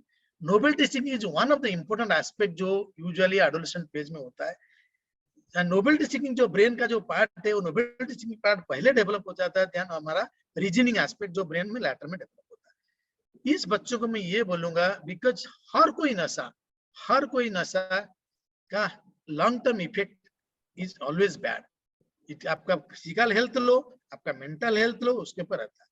सपोज आप कभी भी एक दो बार इस्तेमाल किया अपना पीयर ग्रुप में आके, या सपोज आपने आज एक्सपेरिमेंटेशन यूज किया, उसका रेगुलर यूज में मत जाइए। सपोज आपने रेगुलर यूज में जाइए आज सुन एज पॉसिबल, आप जितना जल्दी संभव है मेंटल हेल्थ प्रोफेशनल का हेल्प लीजिए, उनका सलाह लीजिए, उसमें से निकलिए, बिकॉज लाइफ लंबी पड़ी है। बच्चों में बोलता हूँ one of the important aspect में यहाँ बोलना चाहता हूँ कि बच्चों में जो एग्जाम स्ट्रेस रहता है, बच्चे बोलते हैं कि एग्जाम स्ट्रेस है, मैं थोड़ा बेंजोडाइजेपिन ले लूंगा, थोड़ा एंजाइटी कम हो जाएगा, या मैं अल्कोहल ले लूंगा या कैनाबिस ले लूंगा, will work as a relaxing drug for them. And I think there's a recent study मैंने देख रहा था, अभी आया कि सबसे ज्यादा लॉन्ग आवर पढ़ने वाले बच्चे हमारे इंडिया में जो 10 घंटे तो इन एन एवरेज पढ़ते हैं, एंड उसमें जो एग्जामिनेशन प्रेशर रहता है उसी टाइम उन्होंने जैसे कैफीन हुआ, उसे commonly actually abuse during that period. तो जितना जल्दी है आप उसमें से बाहर रहिए, और नहीं तो आप सपोज उसके लग रहा है कि आप उसका आदी पढ़ रहे हैं या उसके तरफ जा रहे हैं, जितना जल्दी है कि मेंटल हेल्थ प्रोफेशनल का हेल्प लीजिए, मदद लीजिए, उसका ट्रीटमेंट अवेलेबल है, आप जल्दी से जल्दी निकलिए, बिकॉज लाइफ लंबा है, उसमें से आपको बचना चाहिए। डेफिनेटली सर, बहुत इंपॉर्टेंट सजेशन है ये। मतलब इसका मतलब है कि सबसे पहले एक्सपेरिमेंटेशन या फिर फर्स्ट यूज उन्होंने टालना चाहिए, और अगर फिर वो समझो यूज करने लगे तो हो सकता है कि उसकी लत लग जाए या फिर वो एक्सपीरियंस अच्छा हो तो वो बार बार यूज करने जाए। तो हो सकता है कि वो स्टूडेंट्स बार बार या फिर बच्चा बार बार यूज कर रहा है, और पेरेंट्स को फिर कैसे पता चलेगा कि, या फिर जो आप वार्निंग साइंस बोल रहे थे, डेंजर साइंस बोल रहे थे, जिससे हमें पेरेंट्स को पता चले कि बच्चा किसी एडिक्शन में इन्वॉल्व है। आपने कुछ वो जो नाखून पे ये ब्लैक डॉट्स या फिर जो बोले थे, तो ऐसे और क्या क्या साइंस है जो बाथरूम में बार बार जाता है, तो ऐसे क्या क्या वार्निंग साइंस है जो पेरेंट्स ने यहाँ पे ध्यान रखना चाहिए, और अगर वो ऐसे वार्निंग साइंस दिखते हैं तो उन्होंने क्या करना चाहिए? या जब मैं बात कर रहा था कि early signs of detection, because parents को सबसे इम्पोर्टेंट है, अल्कोहल का यूजुअली पता चल जाता है, बिकॉज बच्चे जब आता है कुछ ना कुछ स्मेल रहता है तो पेरेंट्स को पता चलता है। कुछ सब्सटेंस कैनाबिस भी काफी हद तक एक्चुअली जब बच्चे लेते हैं उसमें स्मेल रहता है, पेरेंट्स को घर आते हैं। एक्चुअली बच्चे आजकल काफी सारी चीज तरीका लेते हैं तो स्मेल को अवॉइड करने के लिए, बट कभी कभी सब्सटेंस का स्मेल रहता है, वो अर्ली डिटेक्शन कर सकते हैं। दूसरा ग्रुप इंपॉर्टेंट चीज है सपोज बच्चे लेट नाइट घर आना शुरू करता है एंड उसके लिए उसको बार बार झूठ बोलना पड़ता है, this is one of the common sign, तो जो पेरेंट्स अनदेखी नहीं करना चाहिए। दूसरा चीज मैंने जैसे बताया कि डिफरेंट सब्सटेंस के लिए डिफरेंट मोड यूज करते हैं बच्चे, जैसे उन्होंने दरवाजा बंद करके काफी टाइम तक बच्चे दरवाजा बंद करके पढ़ाई के नाम पर दरवाजा बंद करके रहते हैं एंड बच्चे उसको अनदेखी, सॉरी पेरेंट्स उसको अनदेखी करते हैं। That is one of the important aspect जहाँ पे देयर इज पोटेंशियल रहता है कि बच्चे सब्सटेंस अब्यूज कर सकते हैं। तीसरा चीज मैंने जैसे इंपॉर्टेंट चीज बताया था कि जैसे यूजुअली बच्चे आईवी ड्रग अब्यूज करते हैं, उसके लिए तो यूजुअली फुल स्लीव शर्ट पहनते हैं, यूज करते हैं even in the heat of the summer, climatic condition की फुल शर्ट नहीं चाहिए, टी शर्ट चाहिए कि व्हाटएवर वार्म क्लोथिंग नहीं चाहिए, बट फुल शर्ट पहनते हैं। चौथा चीज जैसे मिला कि रेडनेस ऑफ आईज, काफी सब्सटेंस है जैसे एम्फेटामिन हुआ, कैनाबिस हुआ, एलएसडी हुआ, पीसीएफ हुआ, वो एक्चुअली पढ़ते हैं रेडनेस ऑफ आईज करते हैं। दूसरा चीज मैं बताया था इंपॉर्टेंट चीज है rhinorrhoea, commonly nose running hair. This is one of the common allergic reaction to the nose. Those actually do the snuffing. Yeah, those you use the like substances in the producing in the like tongue. One of the important aspect actually to find, जो LSD use करते हैं, if you see they have got a blue coloration sometimes. If you, the parents observe that, why the tongue is blue coloration, or like why this black coloration in the nail. Those are the common signs which the parents should look for to prevent the children from going from early phase of substance experimentation to substance abuse to substance dependence. Okay sir, और एक दूसरा जो है कि अगर जो school का performance है या फिर पढ़ाई पे अगर ध्यान हट जाता है, तो वो एक मुझे लगता है that is one of the important indicator, वो मैं भूल गया बताने के लिए, that is one of the indicator because performance जो है स्कूल में धीरे धीरे पुअर होता जाता है एंड उसमें बच्चों का ध्यान नहीं रहता है पढ़ाई में, that is one of the important aspect which also parents have to look into, parents and the teacher both, if the teacher also take a cognition to that, उसके ऊपर ध्यान देना बहुत जरूरी है because this is ये सबसे एक important aspect है जो एक्चुअली स्कॉलास्टिक डिटोरिएशन या पढ़ाई में उसका ध्यान नहीं रहता है और पढ़ाई में धीरे धीरे बच्चे खराब करके जाते हैं। This is one of the aspect which I am looking, I just miss it actually बात। अगर समझो पेरेंट्स को मिल जाता है कि पता चल जाता है, तो वो उनको कन्फ्रंट कैसे करे या फिर उसके आगे क्या स्टेप्स ले, पेरेंट्स ने क्या करना चाहिए? या सबसे इंपॉर्टेंट है कन्फ्रंट करना, बिकॉज बच्चे तो मानेगा नहीं, because they will like and they will never ask. तो the most important they should, ये बच्चे के ऊपर नजर रखना बहुत जरूरी है कि बच्चे किस टाइम से मतलब बाथरूम जाता है, किस टाइम इस्तेमाल करता है, बाथरूम से आने के बाद एक बार they should check the bathroom, जाके देखना है कि बाथरूम में क्या कर रहा है। जो बच्चे घर में करते हैं, जो बच्चे बाहर में इस्तेमाल करते हैं, these are the early signs of pickup.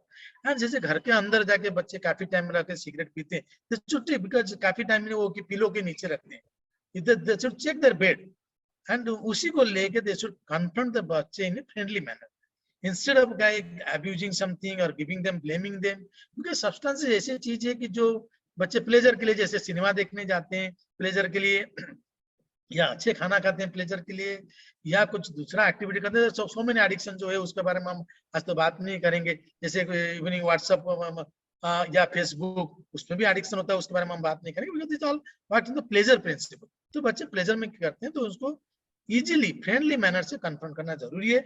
और जब भी पता चलता है सबसे पहले they should take the help of the mental professional and where they can be like treated, they can be counselled, उनको काउंसलिंग भी कर सकते हैं, ट्रीटमेंट कर सकते हैं, उनको वहां से निकाल सकते हैं। ओके सर, और जितना जल्दी ट्रीटमेंट ले उतना जल्दी बेटर है, दे कैन बी ब्रॉट आउट।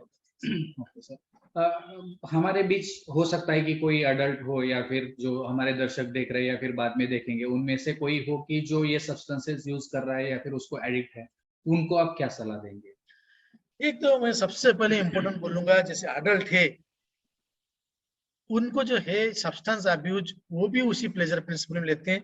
जब उन्होंने शुरू किया था उन्होंने कभी सोचा नहीं था कि हम इस हद तक पहुंचेंगे। एक बार पहुंचने के बाद ये जो सब्सटेंस ओनली उनके शरीर को क्षति नहीं करता है, उनका फैमिली एनवायरनमेंट को बर्बाद करता है, उनको बच्चे के ऊपर भी इन्फ्लुएंस डालता है, उनका बच्चे के ऊपर भी इन्फ्लुएंस डालता है, उनको बच्चों को भी बर्बादी के रास्ते में लेता है। एंड बच्चे भी काफी टाइम में पेरेंट्स को इमिटेट करते हैं, बोलते हैं हमारा फादर तो ले रहा है, हम क्यों नहीं लेंगे, मदर ले रहा है, हम क्यों नहीं लेंगे, वो बड़ों को इमिटेट करते हैं।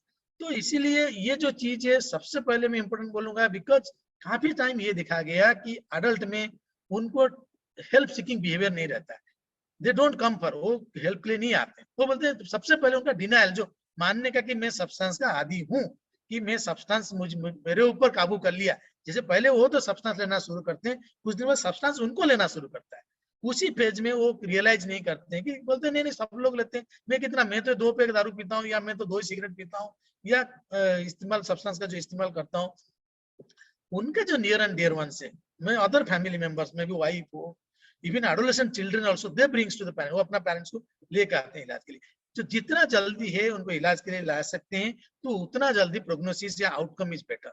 तो इसीलिए उनको ट्रीटमेंट करना एट द अर्ली फेज जरूरी है, बिकॉज उनको रियलाइजेशन नहीं रहता है, बिकॉज वो एक बार सब्सटेंस अब्यूज करते हैं, उनको रियलाइजेशन नहीं रहता कि मैं बीमार हूँ, कि मैं सब्सटेंस अब्यूज कर रहा हूँ। वो बोलते हैं कि लोग दूसरे लोग यूज करते हैं, मैं भी यूज करता हूँ। उनको जितना हद तक है, सबसे एट द अर्लीस्ट आप मेंटल हेल्थ प्रोफेशनल, इनके मेंटल हेल्थ प्रोफेशनल नहीं है, नॉर्मल फिजिशियन है, उनके पास भी लेके जाइए, वो भी आपको मदद कर सकते हैं, and they can guide you further how to approach a mental health professional.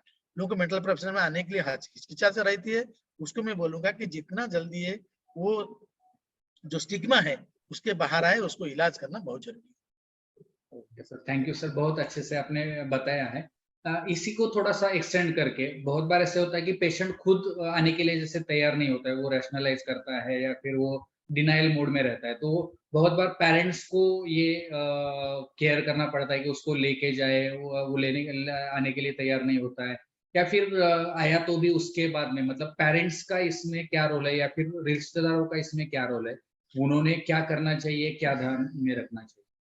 नहीं, पेरेंट्स का मोस्ट इंपोर्टेंट रोल रहता है, मैंने शुरू से बताया कि अर्ली डिटेक्शन, जितना जल्दी वो पकड़ में आए उतना बेटर प्रोग्नोसिस है। एंड जैसे उसको फॉलोअप के लिए जाना, बच्चे कुछ दिन के लिए आते हैं, सब्सटेंस छोड़ देते हैं, फिर वो ग्रुप में जाते हैं, सबसे इंपॉर्टेंट उनको ग्रुप से अवॉइड करना। सबसे इंपॉर्टेंट मैं पेरेंट्स को बोलूंगा कि वो जो बच्चे का ग्रुप है, they should keep a look, because जो ग्रुप एक्टिविटी में चलता है, they should avoid from that group. And second thing, they should important, they should have a timing कि बच्चे इतने टाइम पर घर आना चाहिए। सपोज बच्चे लेट आ रहा है तो उसको ये भी पूछना चाहिए पेरेंट्स से, मैं भी फ्रेंडली मैनर में लेके कि क्यों लेट हुआ उसको। दूसरा चीज है, बच्चे सपोज ट्रीटमेंट लेने के बाद काफी दिन तक नॉर्मल में रहते हैं, फिर दे अगेन गो बैक, वो सेम ग्रुप में चले जाते हैं, एंड फिर वहां से फिर उनका दोबारा फिर उस न्यू साइकिल का प्रोसेस शुरू होता है। तो इसीलिए उनको पेरेंट्स को सबसे नजर रखना है कि बच्चे दोबारा सेम ग्रुप में नहीं जा रहा है, बच्चे दोबारा। एक दूसरा इंपॉर्टेंट चीज मैं बताना भूल गया था, स्टीलिंग। बच्चे जब सब्सटेंस का आदी पड़ जाते हैं, वो चोरी करना सीख जाते हैं।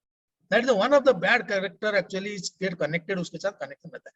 उधर से देख के सभी इंपॉर्टेंट चीज ये देखना चाहिए कि घर में पैसा तो कहीं मिसिंग नहीं हो रहा है, घर में कोई छोटे मोटे चीज तो मिसिंग नहीं हो रहा है। ये सब चीज बच्चों में बहुत ध्यान रखना जरूरी है, बिकॉज ये लोग चलते हैं कि पता नहीं चला, कोई कभी बच्चे कोई 50 रुपया 100 रुपया पकड़ से किसका ले गए, but that is one of the important sign, उसमें से पता चलता है कि बच्चे सब्सटेंस का आदी तो नहीं हो रहा है। तो इसलिए जिसको ट्रीटमेंट, तो सबसे पहले ट्रीटमेंट करना है, और ट्रीटमेंट के बाद दोबारा जब बच्चे सेम ग्रुप में सेम एनवायरनमेंट में जाते हैं, उनके ऊपर नजर रखना है।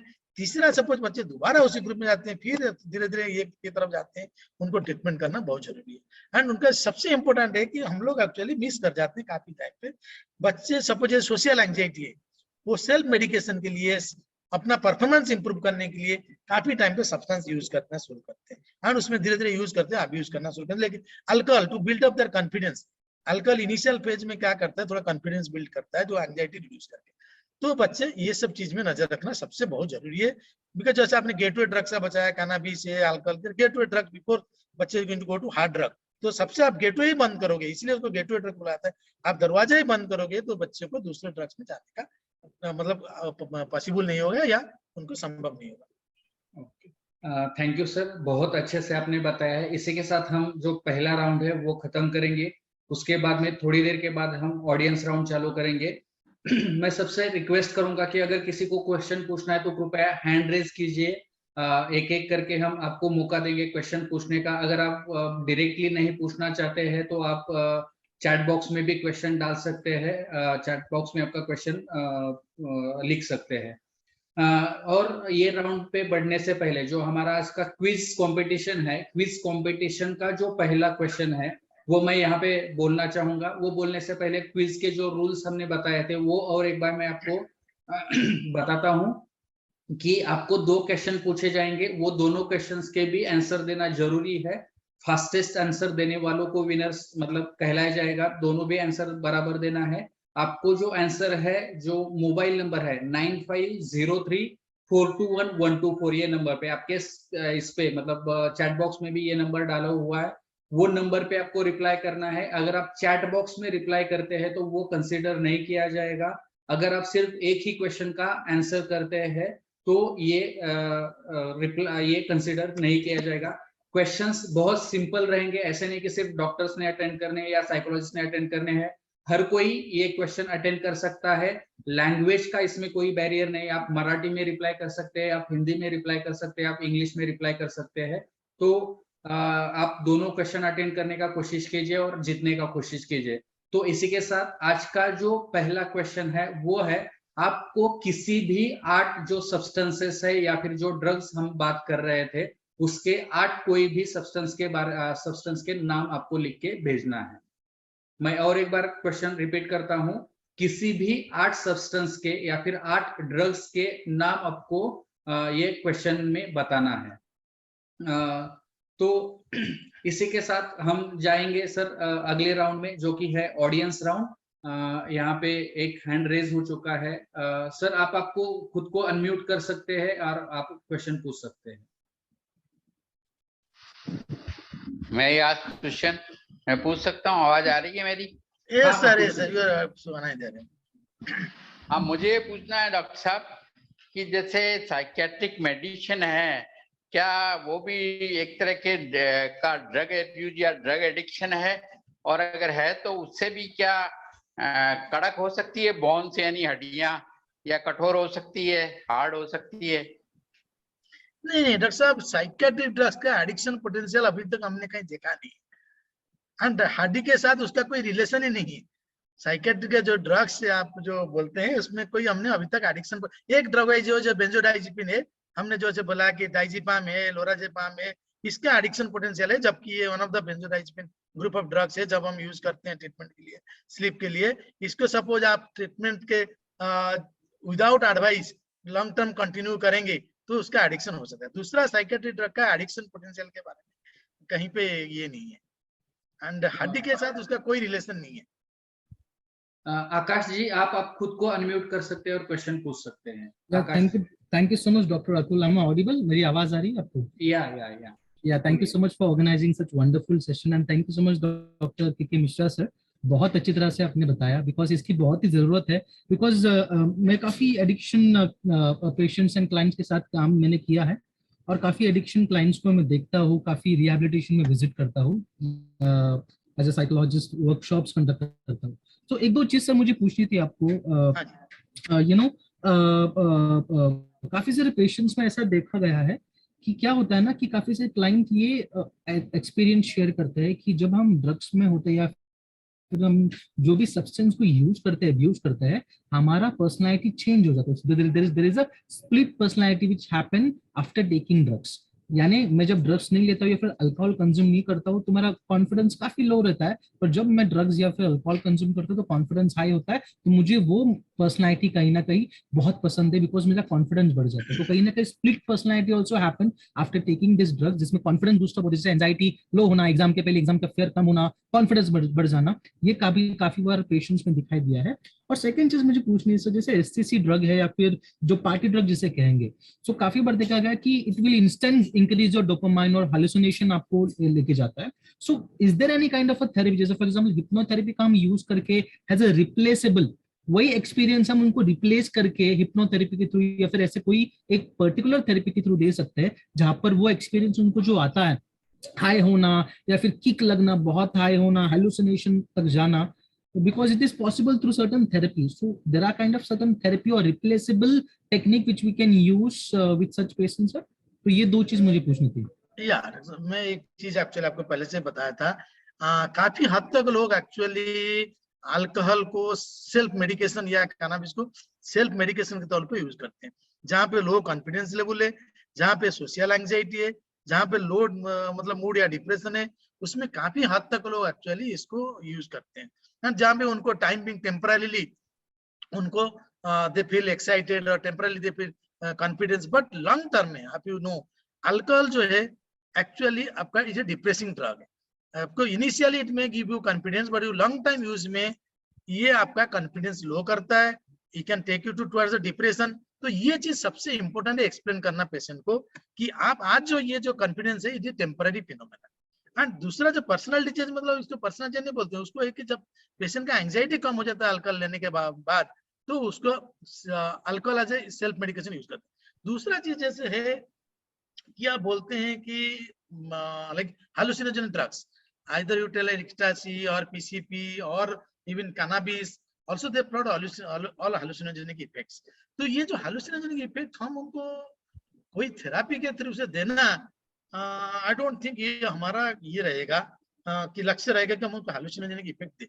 हम उनको सबसे पहले एक्सप्लेन करना चाहिए this is normal phenomena, why want to go in unnatural world from the natural world, because ये जो है hallucinogenic effect है नेचुरल। केटामिन, लोग केटामिन भी लेके people also get hallucinogenic effect। तो ये सबसे इफेक्ट उनको ये एक्सप्लेन करना है कि this is not a part of use, why should we go to unnatural like world और अननेचुरल एक्सपीरियंस क्यों करना है। एंड सेकंड थिंग जैसे है, इसके लिए हम लोग जैसे बहुत सारी थेरापी है, one of the therapy important motivational enhancement therapy है, जो एक्चुअली उसमें डिटेल में अभी I think I am not able to go into detail motivational enhancement therapy के बारे में। मोटिवेशनल एनहांसमेंट थेरापी काफी हेल्पफुल हुआ है इन कैनबिस अब्यूज और in other type of like alcohol abuse, उसमें काफी जगह पर यूज किया हुआ है। One of the common form of psychotherapy which has been used in the, इसमें इस्तेमाल किया गया है, यूज किया गया है, काफी टाइम में हेल्पफुल हुआ। उनको detail of motivational enhancement therapy time में not permit to go into that. आप detail about motivational enhancement therapy के बारे में पढ़ सकते हैं, how it has been helpful.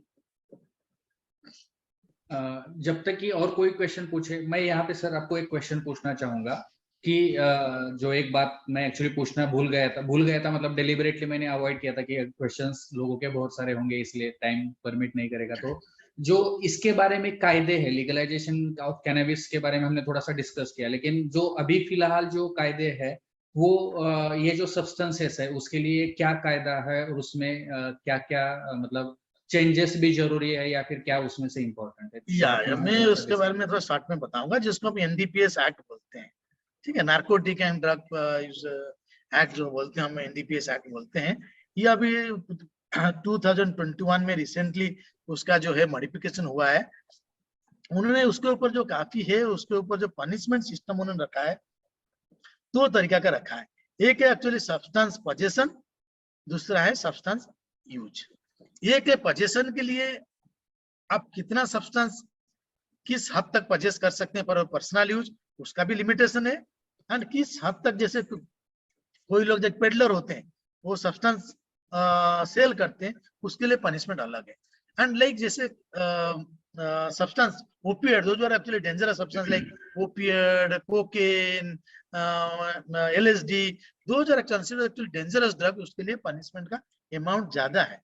जैसे सपोज लाइक सम कुछ हद तक उन्होंने कैनबिस को सोशल यूज की वजह से उसका कुछ अमाउंट तक आप पर्सनल यूज के लिए ले सकते हैं, जैसे 5 ग्राम 10 ग्राम 15 ग्राम तक पर्सनल यूज के सपोज आप यूज कर रहे हैं, that will not consider punishable offence.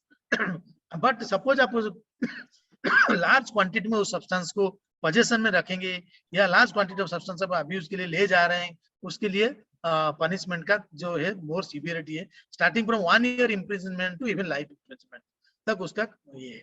So detail जो है उसका एक पर्टिकुलर चार्ट दिया हुआ है, वो उसको एक्चुअली आपको एनडीपीएस एक्ट के अंदर जाके देखना पड़ेगा कौन सा सब्सटेंस का पनिशमेंट का क्या सिस्टम। ओके सर, इसमें कोई चेंजेस की जरूरत है ऐसे आपको लगता है?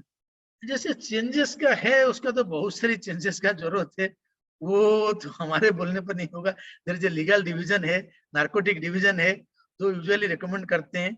हम भी काफी तरफ से इंडियन साइकियाट्रिक सोसाइटी की तरफ से हमने काफी चीज में रिकमेंडेशन दिया है। एडवोकेसी ग्रुप जो है उन्होंने काफी तरफ पे रिकमेंडेशन दिया है। शायद गवर्नमेंट उसको कंसीडर करेगा, बिकॉज हम लोग सिर्फ रिकमेंडेशन कर सकते हैं, क्योंकि चेंजिंग हमारे हाथ में नहीं है, वो लीगल प्रोसेस के ऊपर है, या जो नार्कोटिक ब्रांच है उनके हाथ पर है।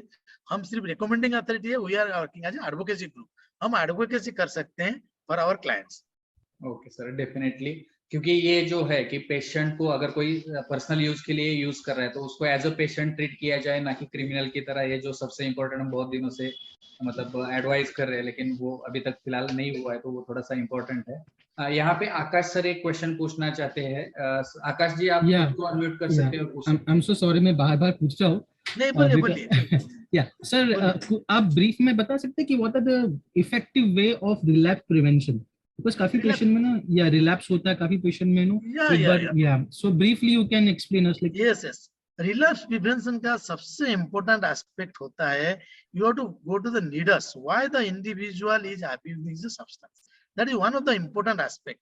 Suppose like somebody is using for the anxiety, somebody is using for the depression. Sir can you speak in Hindi? So अच्छा ज्यादा से ज्यादा लोगों सब को अच्छा रिलैप्स प्रिवेंशन जिसको हम बोलते हैं कि बार बार Right. पेशेंट ट्रीटमेंट करने के बाद भी फिर उस सब्सटेंस को एडिक्ट हो जाता है या फिर बार बार वो यूज करता है, तो उसको कैसे प्रिवेंट किया जाए, ऐसे क्वेश्चन था। तो सर उसका सबसे इम्पोर्टेंट एस्पेक्ट मैं बताऊंगा, जैसे जो आदमी यूज कर रहा है, मैंने सब्सटेंस पहले शुरू से ही बताया कि काफी लोग जो है आज सेल्फ मेडिकेशन यूज करते हैं, आपने भी बताया था काफी लोग जो है सेल्फ मेडिकेशन के लिए यूज करते हैं। हम इसीलिए जब उसका अंडरलाइंग पैथोलॉजी जैसे एंजाइटी है, डिप्रेशन है, उसको हम सपोज ओवरलुक करके उसका हम ट्रीटमेंट की तरफ नजरअंदाज करेंगे, तो वो चीज में ये हो सकता है कि that is one of the most सबसे इंपॉर्टेंट एस्पेक्ट है रिलैप्स का। दूसरा चीज है अवेलेबिलिटी, मैंने जैसे बताया था पीयर ग्रुप सबसे इंपॉर्टेंट है। बार बार आदमी दोबारा रिलैप्स की तरफ जाने का जो ये है वन ऑफ द इम्पोर्टेंस है पीयर ग्रुप, हम उसको पीयर ग्रुप से अलग रखें, उस पीयर ग्रुप से उसको जाने ना दिया।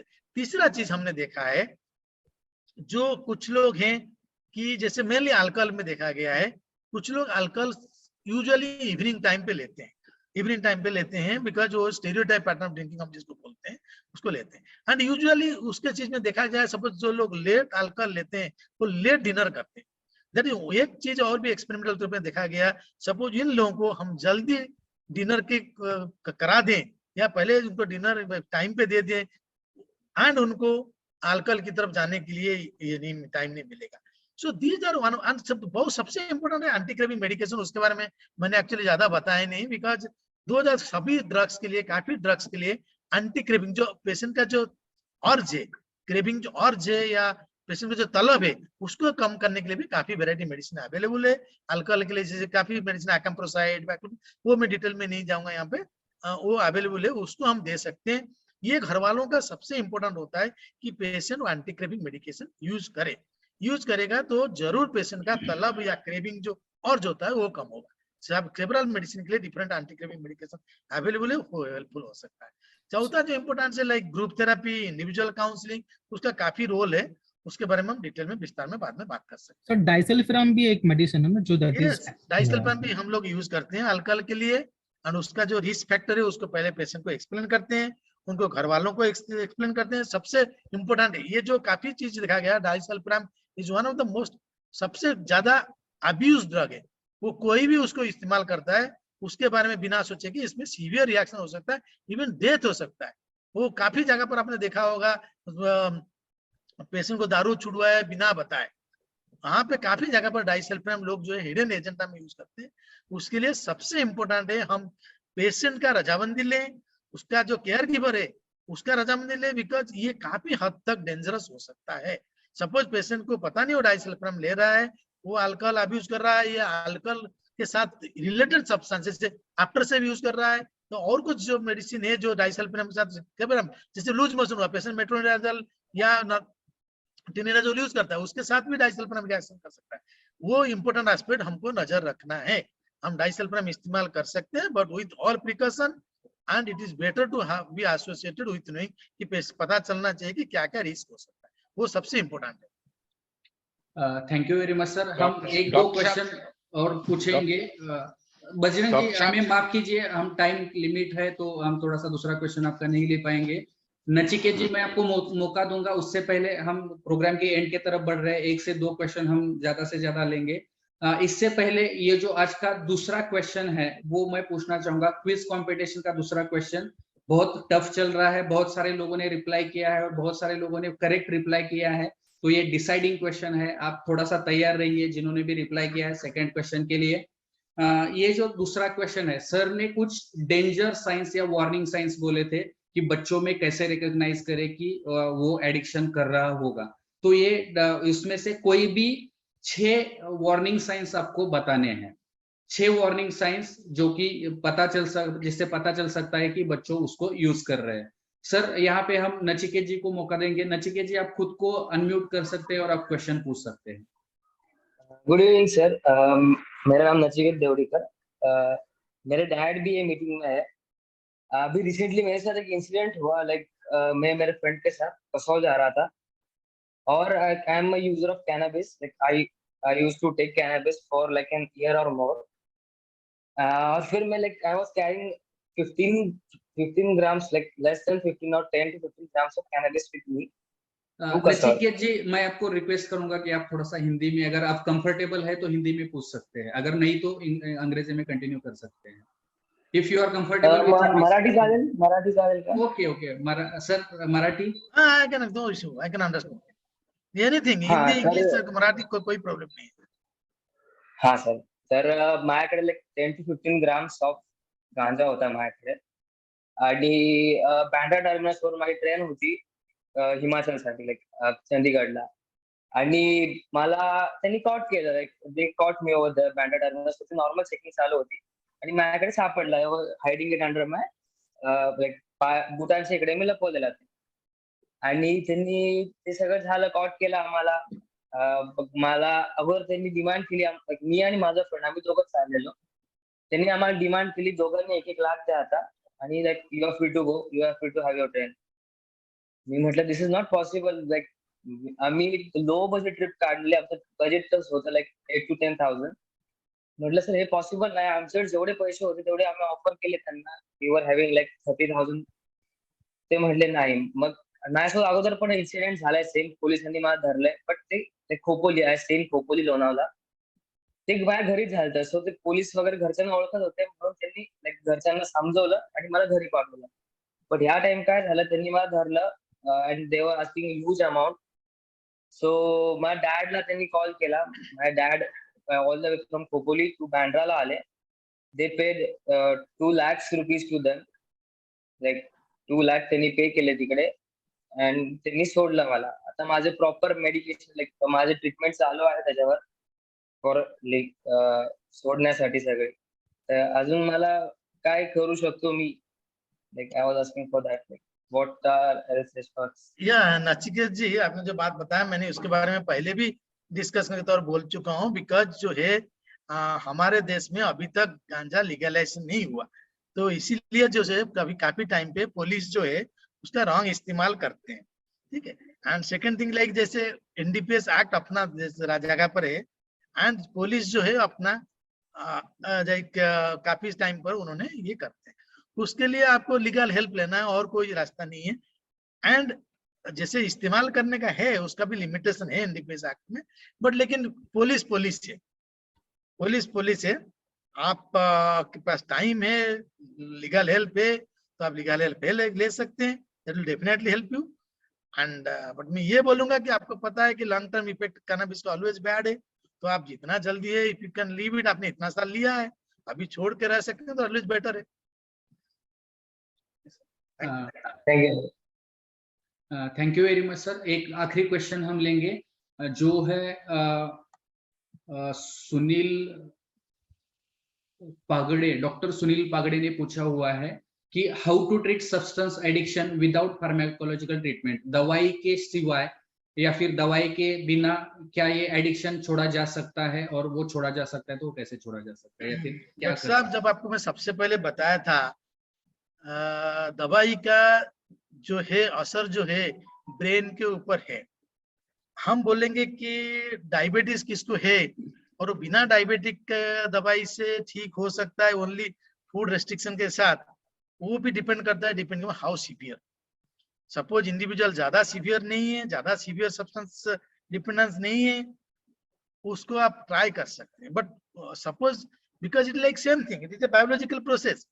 आपका जैसे diabetes is due to the insulin derangement, same way दवाई आप जब लेते हैं it is due to the neurochemical changes in the brain. Brain में न्यूरोकेमिकल चेंजेस होता है, तो काफी टाइम पे suppose it can be dangerous हो सकता है। सपोज काफी हद से आदमी दारू ले रहा है या कैनबिस डिपेंडेंस है, उसको बिना दवाई का ट्रायल करोगे, it can lead even to death, because इसका जो सीवियर साइड इफेक्ट है आप जज नहीं कर पाओगे, then it can lead to death. तो इसीलिए you have to very severe because only because हर चीज के लिए like suppose somebody taking poison, I will tell you simple example, किसी ने ऑर्गेनोफॉस्फोरस लिया, आप बोलेंगे कि हम उसको बिना पाम या बिना एट्रोपिन का उसको ठीक कर सकते हैं? तो ऐसे हुए this is some sort of like substance का न्यूरोकेमिकल चेंजेस ब्रेन में होता है, तो आप उसको बिना दवाई का कोशिश करेंगे तो you can may land up some time in serious consequences. Sir thank you very much sir, आपने बहुत अच्छे से ये प्रोग्राम लिया। हम जब तक कि मैं क्विज के कुछ जो विनर्स हैं उनको मैं ढूंढ पाऊँ या फिर वो फाइनलाइज करूँ, तब तक आप आखिरी आप जाते जाते हमारे जो दर्शक है या फिर लोग हैं जो इसको देख रहे हैं, बाद में देखेंगे, उनके लिए आप क्या सलाह देंगे? मैं ये सबसे एक सलाह दूंगा, दुनिया खूबसूरत है, दुनिया हसीन है, आप इसका मजा लीजिए। जिंदगी एक बार मिला है, उसको जिंदगी की सारी मजा लेके जीजिए। इसका मतलब ये नहीं कि आप दवाई या सब्सटेंस के जकड़ में आ जाए। कभी अभी जकड़ में हैं, उससे जितना जल्दी आप निकल सकते हैं वो सबसे अच्छा है आपके लिए, आपके फैमिली के लिए, आपका फैमिली का खुशहाली के लिए और आपका बच्चों का खुशहाली के लिए। जितना जल्दी आप निकल सकते हैं वो सबसे अच्छा है। Thank you very much. Thank you. Thank you very much sir. मैं आपको धन्यवाद कहना चाहूंगा हम सभी की तरफ से। आप यहाँ पे अपने बिजी शेड्यूल से टाइम निकाल के आए, हमें यहाँ पे गाइड किया, इतने अच्छे से इंफॉर्मेशन अच्छे अच्छे शब्दों में या फिर सीधे लैंग्वेज में आपने समझाई, तो मैं आप सभी की तरफ से, हम सभी की तरफ से मैं धन्यवाद कहना चाहूंगा। और अगर आप रुकना चाहेंगे प्रोग्राम में तो रुक सकते हैं, अगर आप जल्दी में है तो जा सकते हैं। हम इसके बाद हमारा जो रिचुअल है कि हम विनर्स अनाउंस करते हैं, उसके बाद में जो है जो विनर्स अपने थोड़ा सा जो अपने बारे में बताते हैं, और उसके एंड में जो कोई एक नया पार्टिसिपेंट है जो पहली बार अटेंड किया है, उनको ये प्रोग्राम कैसे लगा ये हम पूछते हैं। अगर आप कंटिन्यू करना चाहते हैं तो डेफिनेटली आप रुक सकते हैं। Thank you doctor Atul, thank you very much. And you can, आप अपना प्रोग्राम आगे ले सकते हैं, कैरी ऑन कर सकते हैं। किसी को कोई डाउट है तो आप मेरा मेल में भेज सकते हैं, मेरा मेल आईडी आपके पास है, मेरा व्हाट्सएप नंबर मेल पे आपके पास है। किसको कोई डाउट है, कोई शंका है, कोई कुछ सपोज पूछना चाहता था पूछ नहीं पाया, काफी कारण वजह, they can contact me, I am always available to give them a reply. I have no hassle in that aspect. Thank you very much. Thank you very much sir, thank you for your time, thank you sir. तो इसी के साथ में हम आज का ये programme खत्म करेंगे। फिर एक बार मैं आपको बताना चाहूंगा कि जो लोग आज पहली बार ज्वाइन कर रहे हैं, आप व्हाट्सएप पे 9503421124 पे आप आपका नाम /mindcaremarathon ऐसे मैसेज भेज सकते हैं, ताकि आपको डायरेक्टली व्हाट्सएप पे ये मैसेजेस आते जाएंगे। बाकी टेलीग्राम के लिंक पे भी आप ज्वाइन कीजिए माइंड केयर मैराथन को, आप फेसबुक पे भी ज्वाइन कर सकते हैं, ताकि अगर कभी टेक्निकल इशू की वजह से जब हम ब्रॉडकास्ट की लिस्ट थ्रू हम भेजते हैं तो बहुत बार मैसेजेस आपको आते नहीं है, तो आपको ये बाकी इस पे आपको ये मैसेजेस आ जाएंगे या फिर आपको इंफॉर्मेशन मिल जाएगा। टेलीग्राम का लिंक, फेसबुक का लिंक आपको दिया हुआ है, यूट्यूब का भी लिंक दिया हुआ है। कभी कभार मैं रिक्वेस्ट करूंगा कि आप लाइव प्रोग्राम अटेंड कीजिए, ताकि ये आप इंटरेक्ट कर सकते हैं, आप आपके क्वेश्चंस पूछ सकते हैं, और मोस्ट इम्पोर्टेंट जो है आप क्विज कंपटीशन में पार्टिसिपेट करके जीत भी सकते हैं। अगर कभी कभार आप नहीं देख पाते हैं तो डेफिनेटली आप यूट्यूब पे जाके हमारे चैनल को सर्च कर सकते हैं, और वहां पे पिछले वीडियो जो कुछ अपलोड हुए होंगे वो आप देख सकते हैं।